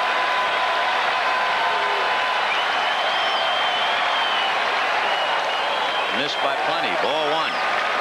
On deck, Jim Rice. It's a big at-bat for Buckner to keep the inning alive. Rice can get you in the game in a hurry.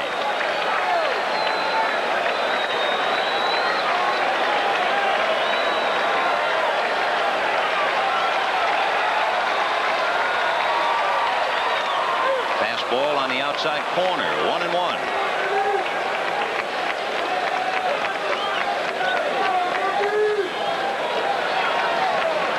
Second base, Spike Owen. At first, Marty Barrett.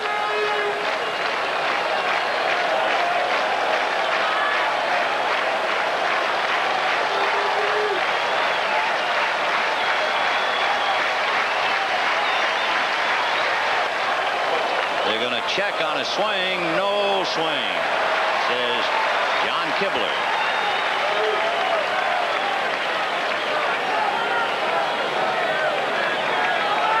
Got the ball inside. Buckner started after it, but Kibler says no.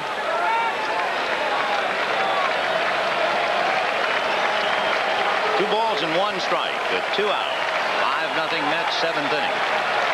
Owen and Barrett away from the bases.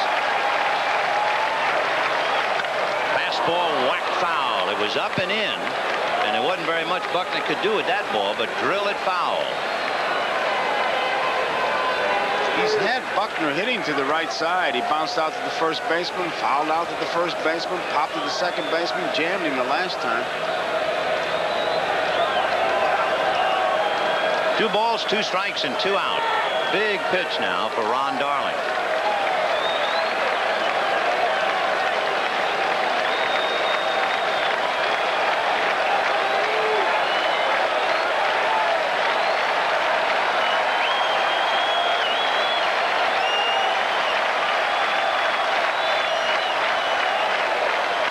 Pulled that one foul, and again inside. He's staying right inside, and all Buck can do is pull him. It looked like a slider inside, keeping it in there.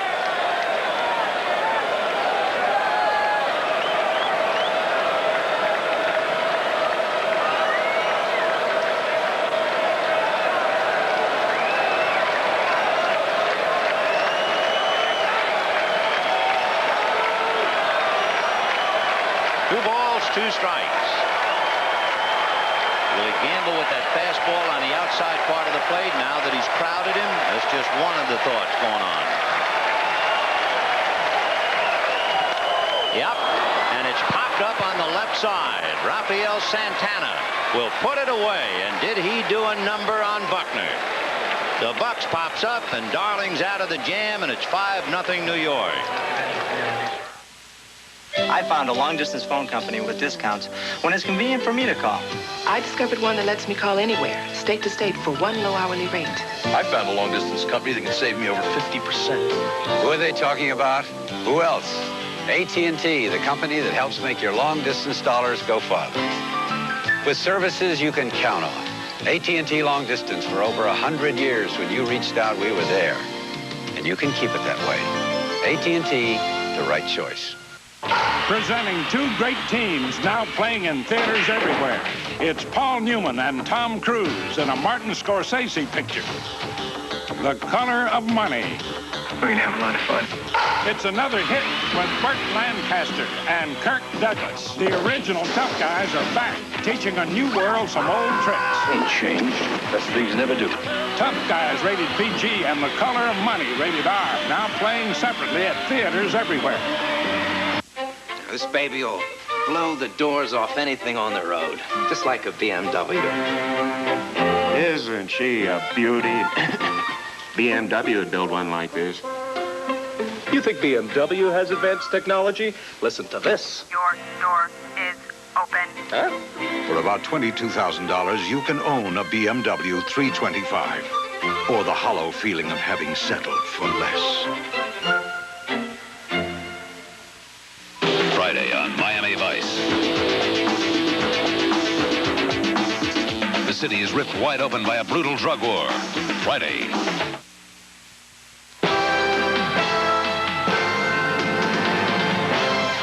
The frustration and despair of Dewey Evans, but it was not always so.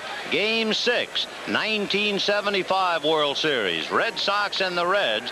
Joe Morgan, another little man at the plate with a lot of thunder. And watch this time. He makes a leaping catch and then gets the ball back to the infield. And they will double Ken Griffey off the bag. The sweet and the sour for Dwight Evans.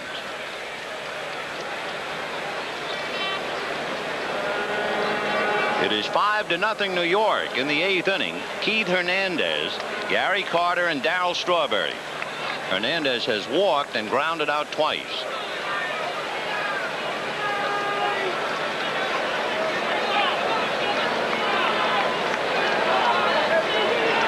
The Mets have had home runs by Gary Carter with a man aboard, Dykstra with a man aboard. And the other run, a double by Strawberry and a single by Knight. 4-1. The Red Sox have left 9 men on base in 7 innings. And a reminder, local news coming up next on most of these NBC stations. Strike, 1-1. Steve Crawford picking up for Al Nipper, who went 6 innings and allowed 3 runs. Crawford has given up 2. Gary Carter with a home run and a double. However, he, like Gedman, had an embarrassing base running play. Right. 1-2 to Keith.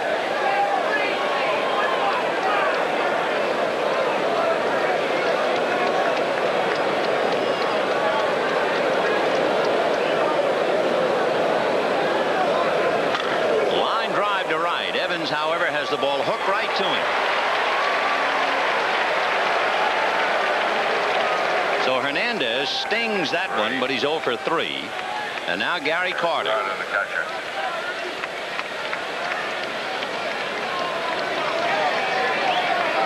At the start of a World Series. And if the Mets win this one, the road club will have won 4 straight.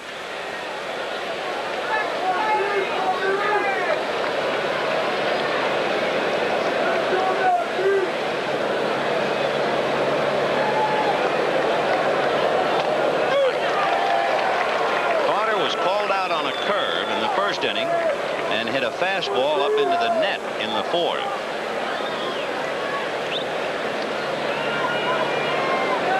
He's off and running.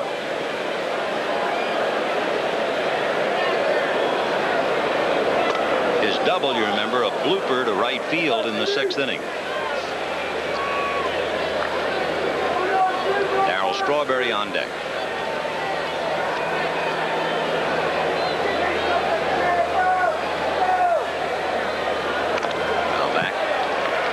Looking ahead, if you're not keeping score, the Red Sox will have Jim Rice, Don Baylor, and Dwight Evans. And if anybody gets aboard, Rich Gedman.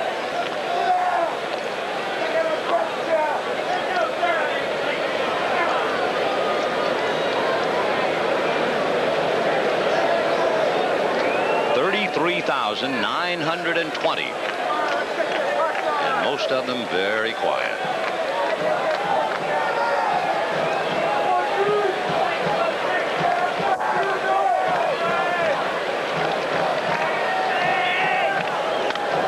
Fouled away, so it's still 1-2. This big Crawford, he just comes right at you. That was a fastball right down the middle. He was going to challenge him, and he did.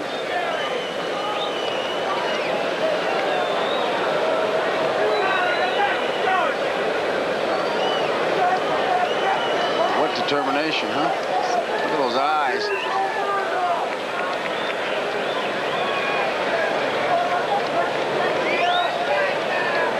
Still 1-2. And he's hit another one. A towering smash. Rice never even moved. Curveball. And that one went over the screen. That landed on Lansdowne Street. Carter's second home run tonight and the third home run for the Mets. And it is 6-0 New York. Oh, was that thing hit? Was it Rice? It was like somebody poured concrete and made him a statue. He never even moved. It's a breaking ball. And you talk about hitting it a long way. He fouled off the fastball, the curveball, a high towering drive. No netting going to stop that. Look out, Cars. Out into the Boston night. So 6-0 New York. And Darryl Strawberry, the batter, grounded out, doubled, and flied to right. Darryl 1 for 3.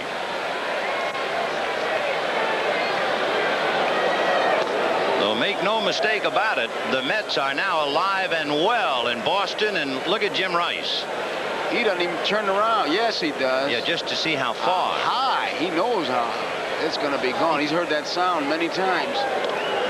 1-1 to Strawberry. And then in the stands, it looked like somebody punched the time clock. All the early workers got to get home. Talking about workers, I'm sure there are workers at Shea Stadium in New York starting to clean and rub and get ready. He's way out in front. 1-2. So the Mets are trying to go back to New York. One more game tomorrow night. It'll be Dwight Gooden and Bruce Hurst.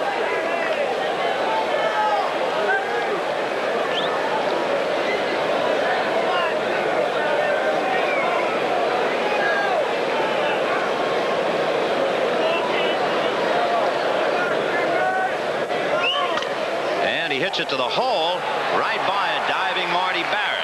So Strawberry is 2 for 4 as he singles to right. And the batter is Ray Knight. And remember, the leadoff hitter, Keith Hernandez, almost broke the ball when he hit the line drive at Dwight Evans. So they're starting to rip Crawford a little bit.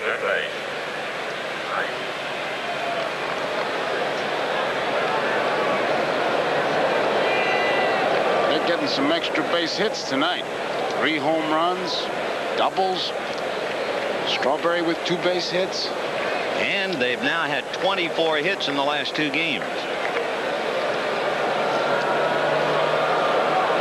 The Red Sox, what, 4 tonight, 5 last night, 9. And leaving men on. That's the big killer for them.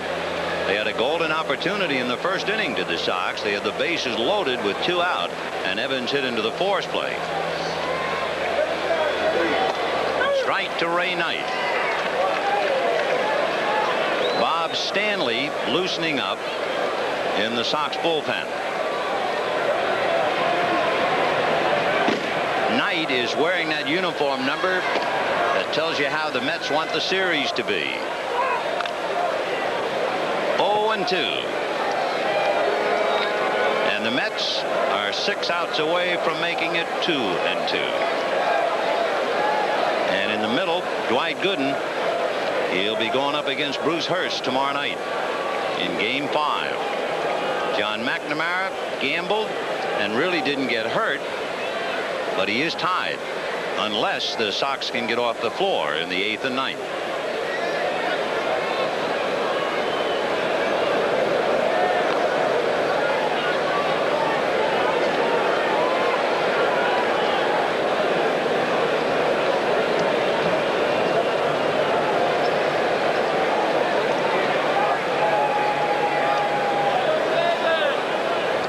Strawberry's going, and he tipped it off. The throw down, he is out. If we have a picture of him at first base, it'll be very interesting because the scouts have always said he digs in with his left foot, and on an 0-2 pitch, dig in he did, and he was thrown out. The Mets lead 6-0. You tipped it off, Darryl. Where's Stacy? She borrowed the car. Stacy took our new Volkswagen? Mm-hmm. She needed the Golf. Doesn't she know that's our family car? Of course. She knows how practical it is. I hope so. She knows what the Golf is for. That's what worries me. We expect our new Volkswagen to last as long as the last one. Oh, she just went to collect some marine specimens for school. You understand that? All too well.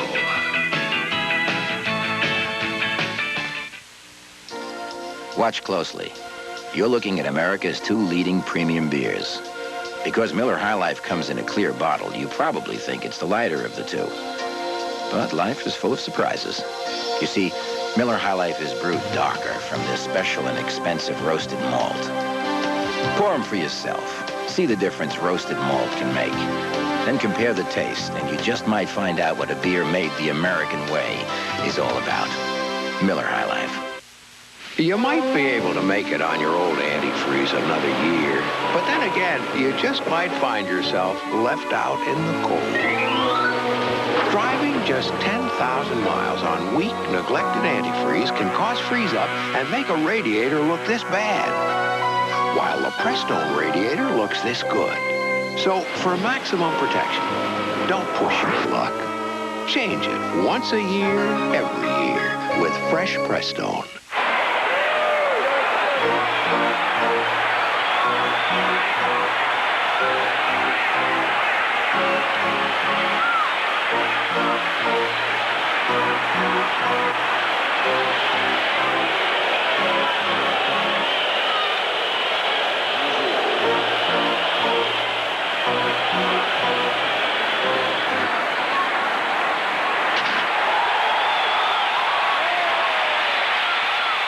The preceding message was furnished by Major League Baseball. We told you that Darryl Strawberry tipped it off. Watch his left foot. See him dig in? That's the tip-off. He's going. See it wiggle? He's telling anybody who knows him that he's going to go. And he took off. And Gedman's throw a little high, and he gets tagged right on the coconut by Marty Barrett. And that's why they wear helmets when they run the bases. Remember, the count was 0-2, so that ended the inning. But amazing how those little mannerisms of ball players, if you can spot it, it's like waving a red flag. Jim Rice, Don Baylor, and Dwight Evans in the bottom of the 8th inning, 6-0 New York. Rice walked, struck out, fly to center, and Roger McDowell is the pitcher.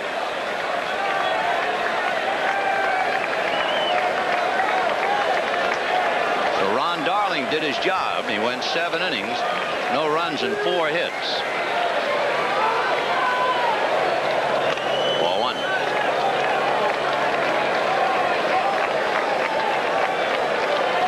McDowell faced 6 batters last night. Only 1 ball hit in the air to the outfield. 5 ground balls. And there's his shot inside the line. And it's not coming out.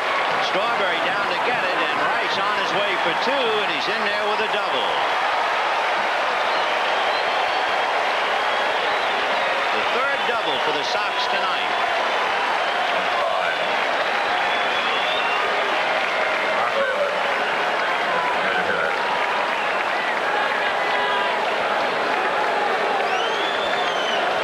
No chance for anybody to come up with that one.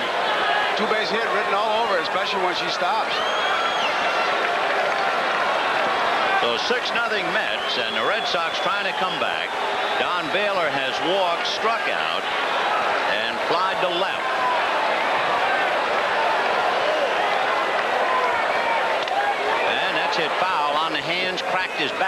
to get another.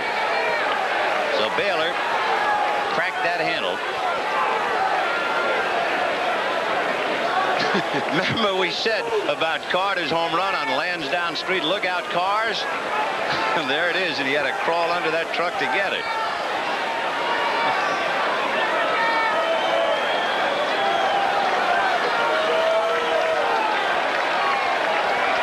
To Baylor.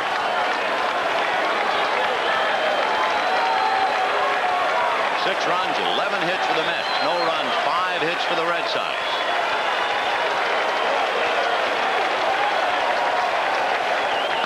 Ground foul hard in front of Rene Latchman.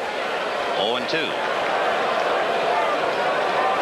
I tell you, that's a tough spot. Third base coach with some of these big right-hand batters ready to eat you up.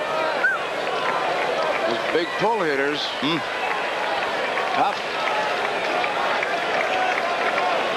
0-2 to Baylor. Baylor is basically a low ball hitter, and he's facing a sinker ball pitcher. Rice at second, nobody out in the 8th. That's an understatement. Call this guy a sinker baller, as great as that is. Backman up the middle. Fouled away. Low bridging just about the entire Mets club, and the crowd reacts. There's really no place to hide.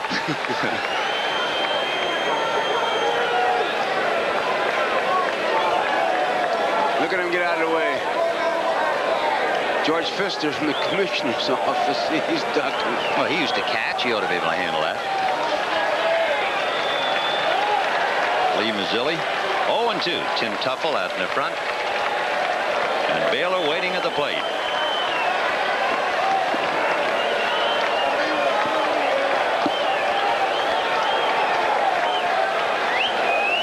And he lines it right at Santana. He went down to get it, hit it hard, but lines out. So Rice holding. And he played perfectly. Santana was protecting the hole between short and third, and that's where he hit it. So with 1 away, here is Dwight Evans. Bases loaded in the first inning. Made the 3rd out. Hit into a force play. Flied to left in the 4th. Walked in the 6th. And was left standing at 3rd as Gedman was thrown out trying to stretch. And then, of course, that agonizing moment in the 7th when Dykstra's drive went off his glove for the 2-run home run.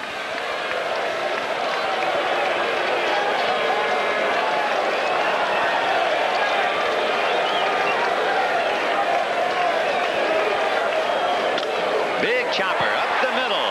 Base hit. Here comes Rice to score.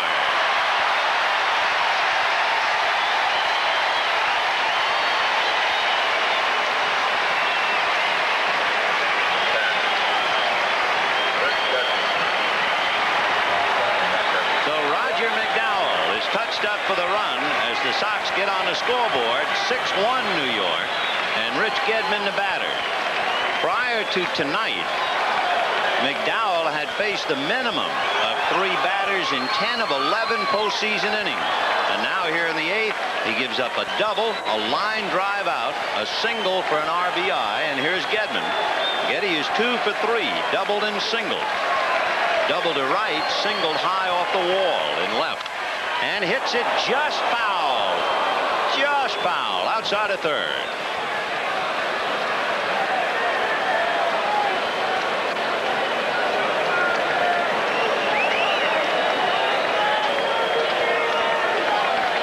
On 1 to Rich Gedman.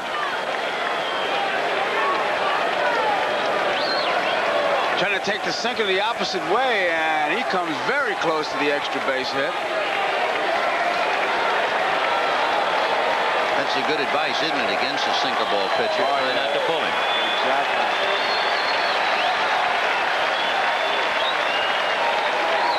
On 1.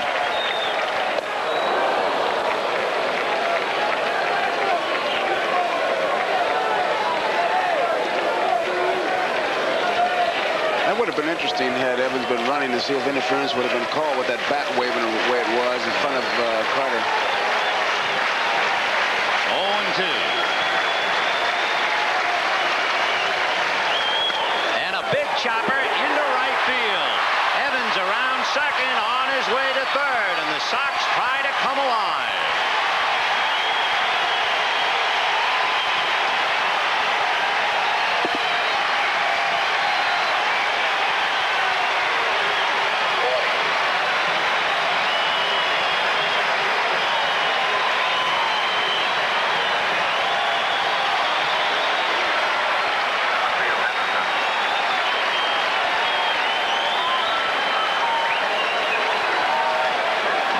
Must be some slight concern at least between Mel Stottlemyre and Davy Johnson. Remember, the only out of the inning was the line drive by Baylor right at Rafael Santana. We've had a double and 2 singles. And on Gedman's base hit, which we just saw, Hernandez was not playing on the bag. It was really placed perfectly. One of those seeing eye jobs. And here's Henderson, 0 for 3.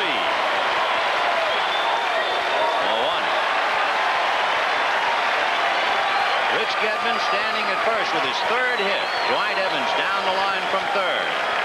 A run over in the 8th. 6-1 New York. Now back. 1-1.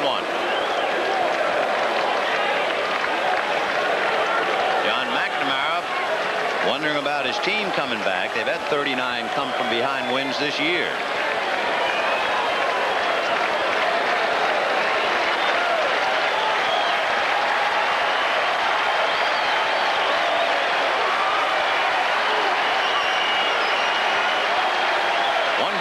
Strike.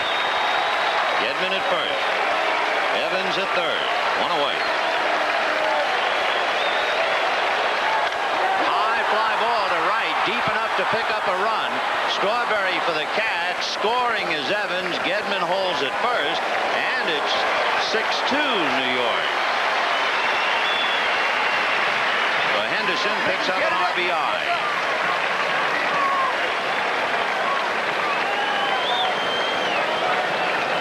Mike Owen is due to come up, and Mike Greenwell, a left-hand hitter, would appear to be the logical candidate to replace him now.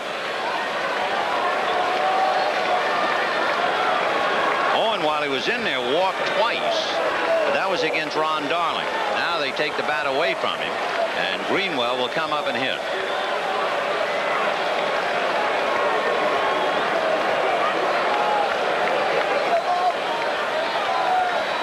McDowell, a single baller, has been hit hard in the 8th inning. Evans singled and eventually worked his way around to score the 2nd run. So it is 6-2 Mets, bottom of the 8th.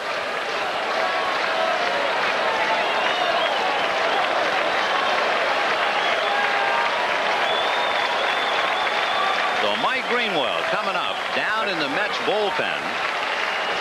Left-hander Jesse Orozco. Remember, Boggs is left-handed, and after Barrett, Buckner is left-handed.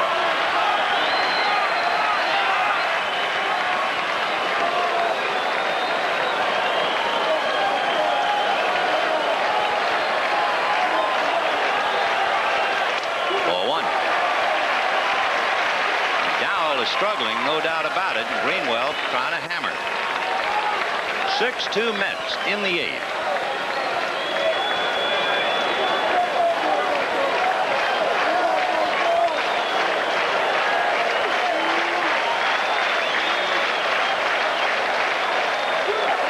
Again, ball 2. Greenwell has good numbers, and he finds Gedman standing at first. Mike hit 300 at Pawtucket and hit 314 for the Sox.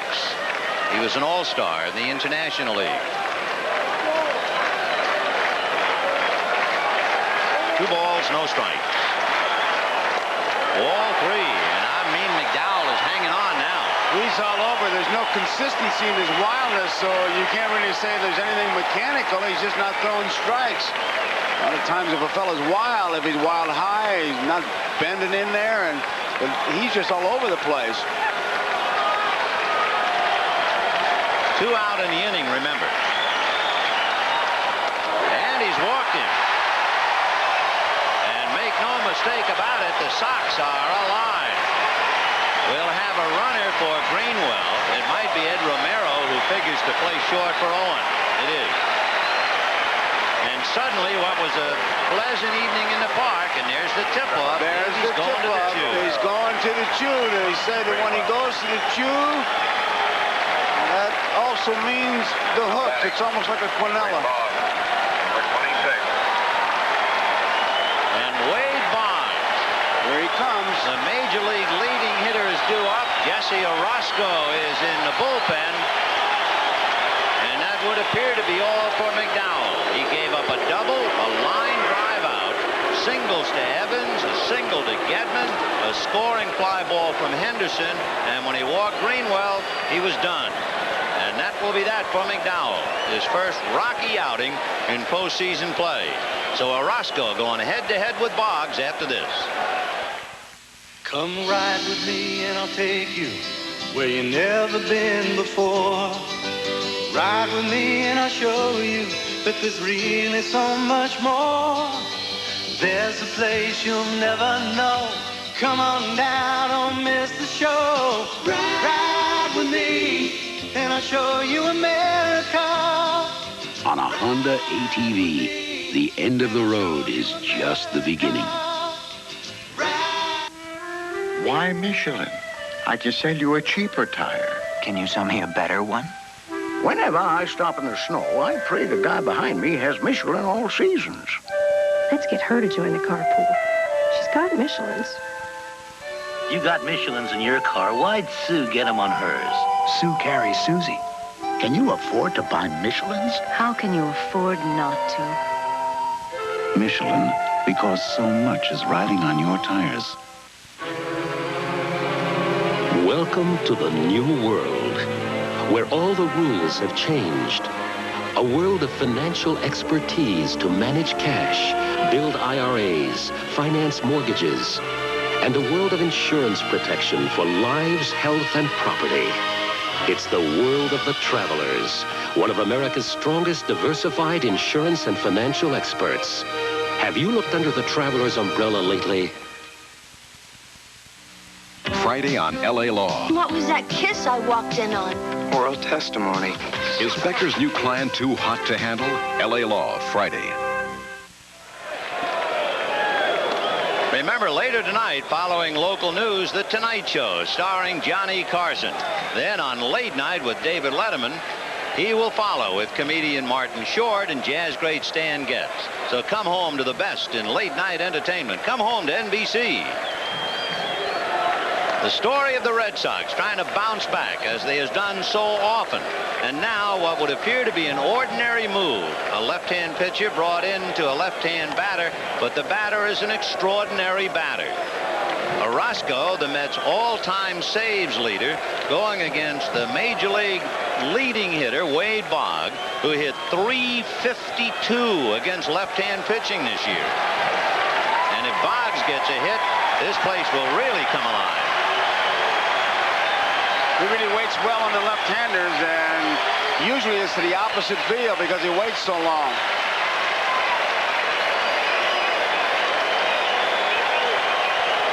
Two on, Romero standing at first, Gedman at second, and Orozco center stage.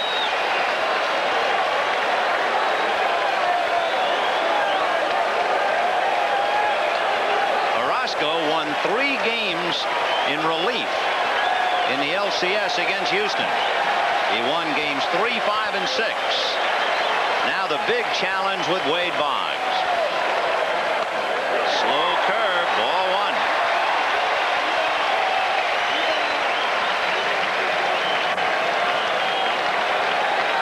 You might remember Orozco striking out Kevin Bass with so many mean sliders in that last game. Fastball, and he missed inside. Ball 2.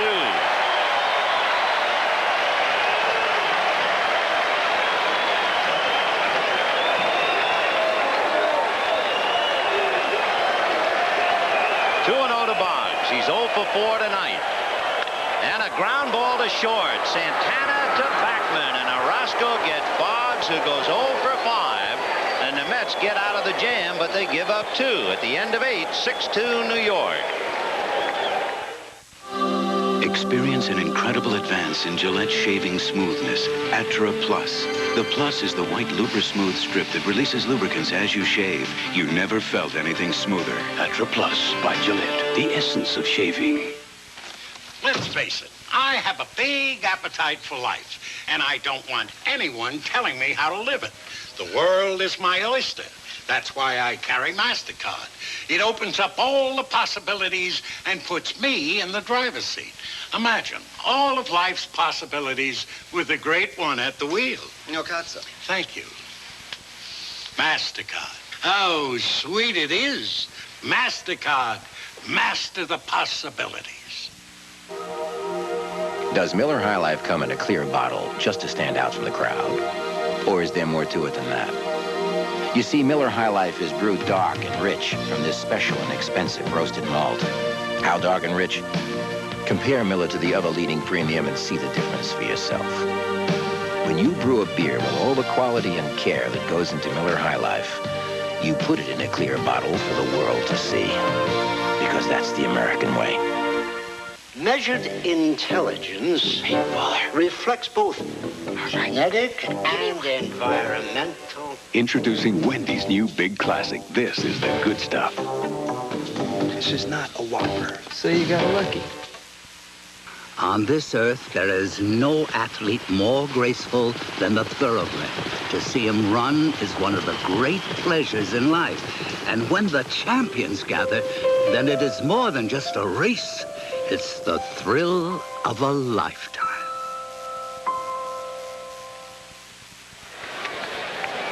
The Mets are leading by 4 as we go to the 9th inning. We are not anticipating or looking ahead, but these are, first, the definite Game 5, Gooden and Hurst, and the probable Game 6 and Game 7.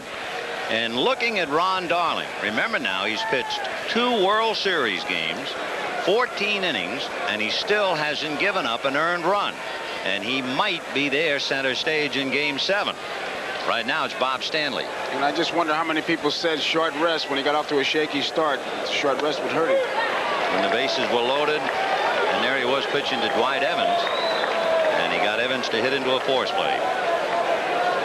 Danny Heap grounded into a double play, flied to right, fouled out, and now pops it up into shallow left. Romero goes out, but coming in is Jim Rice. 1 away. Danny Heap came within an eyelash of getting Joe Brinkman, the umpire, across the shins with the bat. Brinkman was running out to the infield, and Heap threw it back, and Brinkman had a jump. Mookie Wilson coming up against Stanley.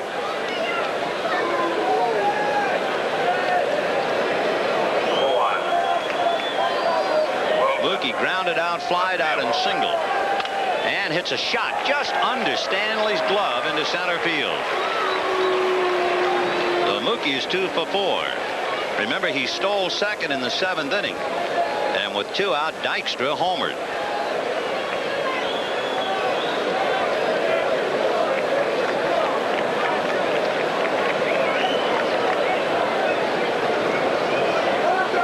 The Mets have certainly come alive with the bat. They've had 25 hits now in the last 2 games.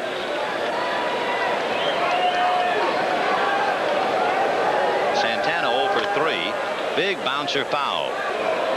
The heart of the Mets lineup tonight, the number 4, 5, and 6 hitters, they are 7 for 12 with 4 RBIs. So they look to the big guys, and tonight they got it.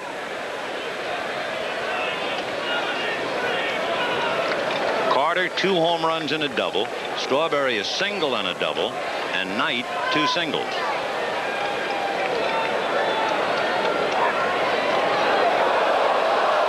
You can't take for granted that Mookie's going to stay there. I mean, it's 6-2. You just can't sit on it. And with Santana up there to stay away from the double play, they might just start him. Stanley made a good throw over there, made it pretty close. Very close.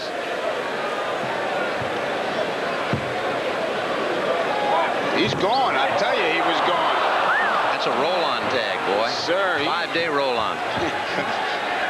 He's going.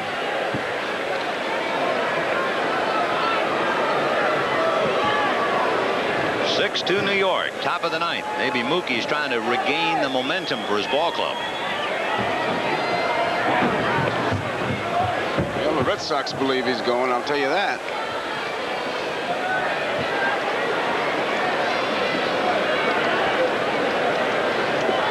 Rick Aguilera begins to stretch out a little bit in the Mets bullpen. And there goes Mookie on a pitch out. The throw is into center field. And this time it didn't hit Mookie, and he's over to third. Remember the last time Gedman's throw hit him, or he would have gone to third, and this time he made it. Meanwhile, Santana throwing his bat at the pitch. Gedman he throws the ball right in the ground. He's got the pitch out, distracting when the bat goes there, but he just does not make a good throw. It was not a perfect pitch out, but it was high enough. And Mookie, I'll tell you, he's in his own quiet little way. He's been upsetting a lot of little things here. And, of course, now the Sox have to play the infield up with the count 0-2 to Rafael Santana and a runner at third. And as a shot back to Stanley, and they got Mookie in a rundown. Stanley to Boggs. Boggs to Gedman. That takes care of Mookie with Santana going to second.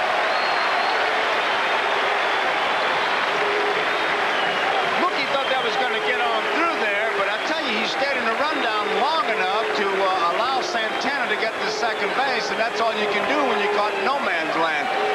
Stanley makes a pretty good play. The ball comes right back to him. He kind of smothers it. Now he looks at third base, and hey, look what I got. I got Mookie here.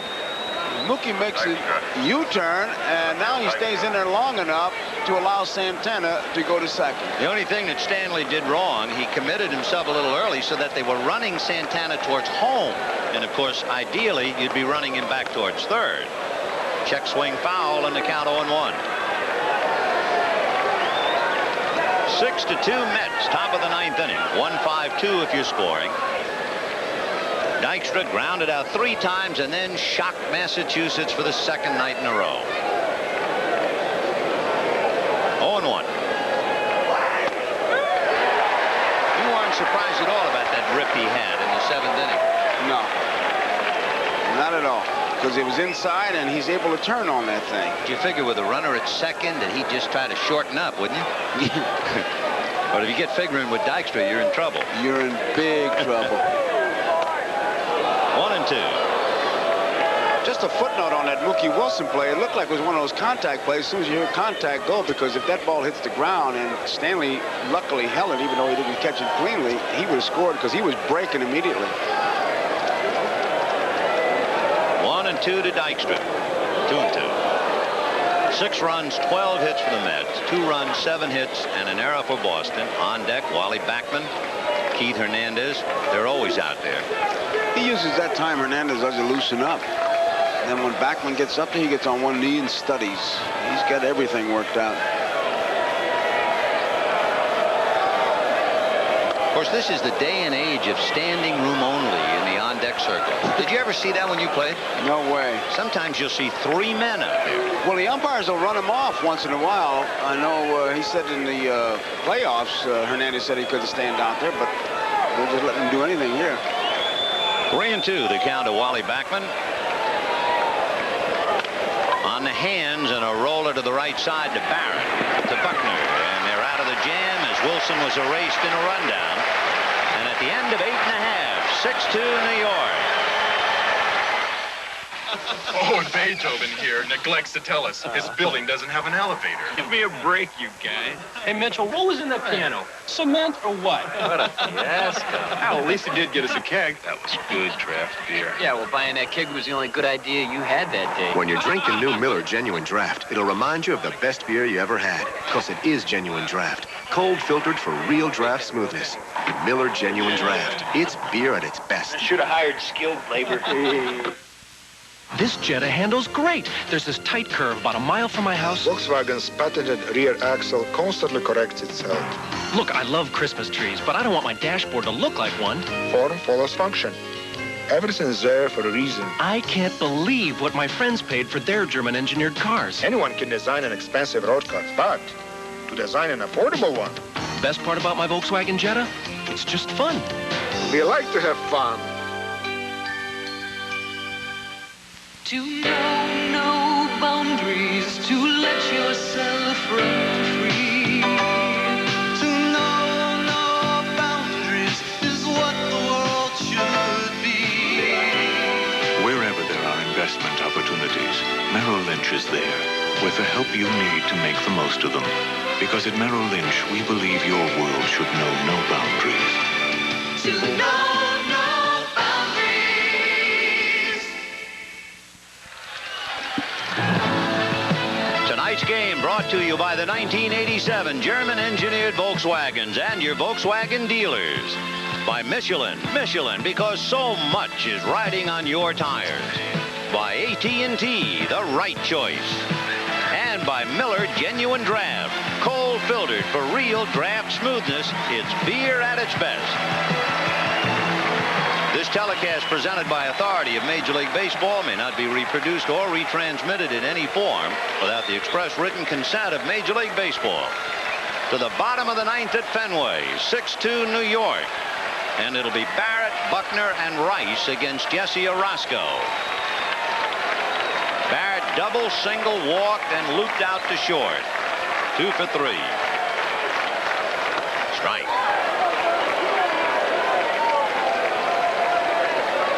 Marty Barrett has 4 home runs this year, all 4 of them here at Fenway. Big man in the series. And, of course, MVP in the League Championship Series. 1-1.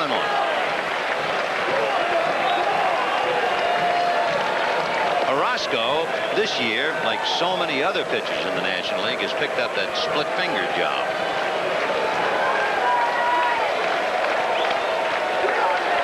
Two balls, 1 strike. He'll turn over the ball. Those are all nice, but he better come to the ballpark with the fastball and the big curveball. Here he comes, 2-1. And the fastball missed, and he's behind 3-1 to Barrett.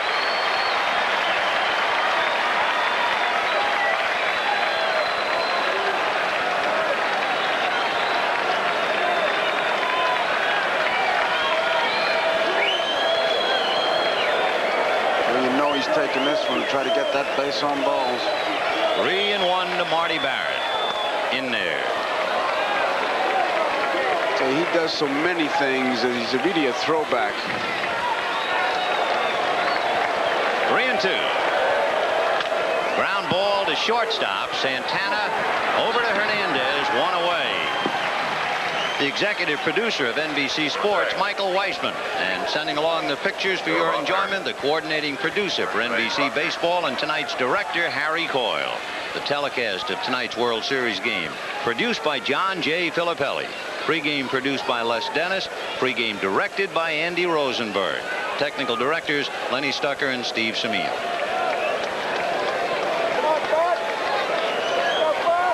Here's Buckner. Grounded out, fouled out, and popped up twice. Unable to get the ball out of the infield, 0 for 4. That's when Orozco's tough. When he comes from around first base with that good, hard fastball.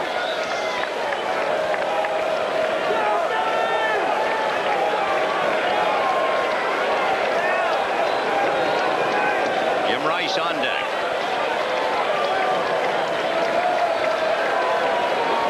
And a shot, but it's backhanded by Hernandez, and he carries it to the bag. So Buckner hit that one right on the screws, but it's an out, and he goes 0 for 5, along with Wade Boggs. Jim Rice walked, struck out, flied to center, and doubled. When you think about it, a great portion of the Red Sox offense tonight has been the walk. They received 7 bases on balls, and yet they've been unable to cash him in, and that's really a great part of the story. They are 1 for 10 with runners in scoring position tonight. They have left 11 men in 8 innings.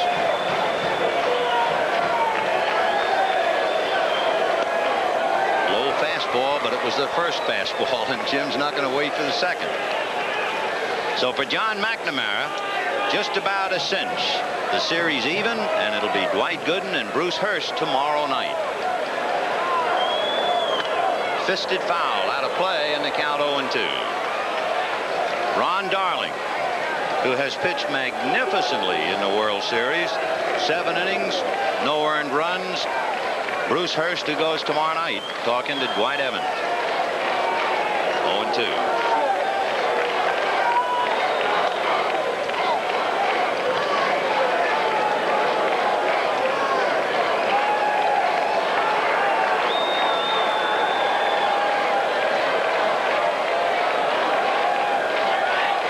2 balls, 2 strikes.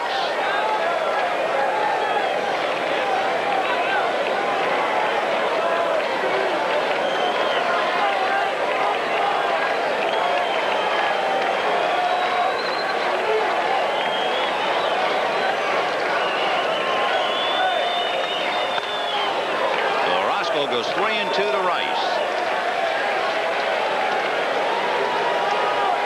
Ron Darling walked 6. Roger McDowell walked 1. 3-2. And he chased the sinker. Down he goes, and that's that. As Orozco strikes out Rice, and the Mets have caught the Red Sox at Fenway Park, and the series is tied 2 games apiece. There were several outstanding contributors, and they would certainly be the pitcher, Ron Darling. There was Gary Carter, who had 2 home runs and a double. Carter, Darling, and Lenny Dykstra hit the 2-run home run that broke Dwight Evans' heart, not to mention what it did to the Sox in the 7th inning. So tonight's NBC Miller Lite players of the game: Carter, Darling, and Dykstra. And Miller Lite happy to present a check for $1,000 in their names to the National Multiple Sclerosis Society. So, Joe, the Mets have done it. They came into Fenway. Everybody worried about the wall and what it would do to them. They didn't work out, and the next thing you know, they're even in the series. Well, that workout looms bigger and bigger. You mentioned it, and Davey just flat out says he didn't want all his players hearing all the negative press and what goes with it, and so he doesn't work out, and now they've tied up as 2 out of 3. And isn't it interesting that the wall that seemed to figure so much against the Mets turned out to be a friend, because Carter hit 2 home runs. Maybe a key play was Gedman's ball high off the left field wall, and Mookie Wilson threw him out at second base. Ron Darling, the kid from Millbury, Massachusetts, big man on campus at Yale, and now he's a big man in New York. Let's meet him and go to Marv Albert. Thank you, Vin. And Ron, a solid performance after some control problems right at the start. I had a problem tonight. I don't know what it was. I think whether it was just being a little nervous or whether just trying too hard here in the park in my backyard. I think I was just trying too hard out there, and I pitched a lot better in the first game, but fortunately the results were a little better this time. Well, as we discussed on the pregame show 11 years ago, as a fan, you were sitting in the bleachers in center field watching the Red Sox perform in the World Series. What did tonight mean to you? Well, it meant a lot because I got to pitch in front of all my friends I grew up with in high school and all that kind of stuff. And luckily I only let one of the balls go off the wall tonight, but it was just a great thrill for me. Was there any dream sequence the night before of what might happen, positive or negative, pitching here at Fenway for the first time? Well, I was hoping to go 9 innings and just get the victory, but with all the guys that walked out there, 7 innings was enough, I guess, and thank God Jesse picked us up.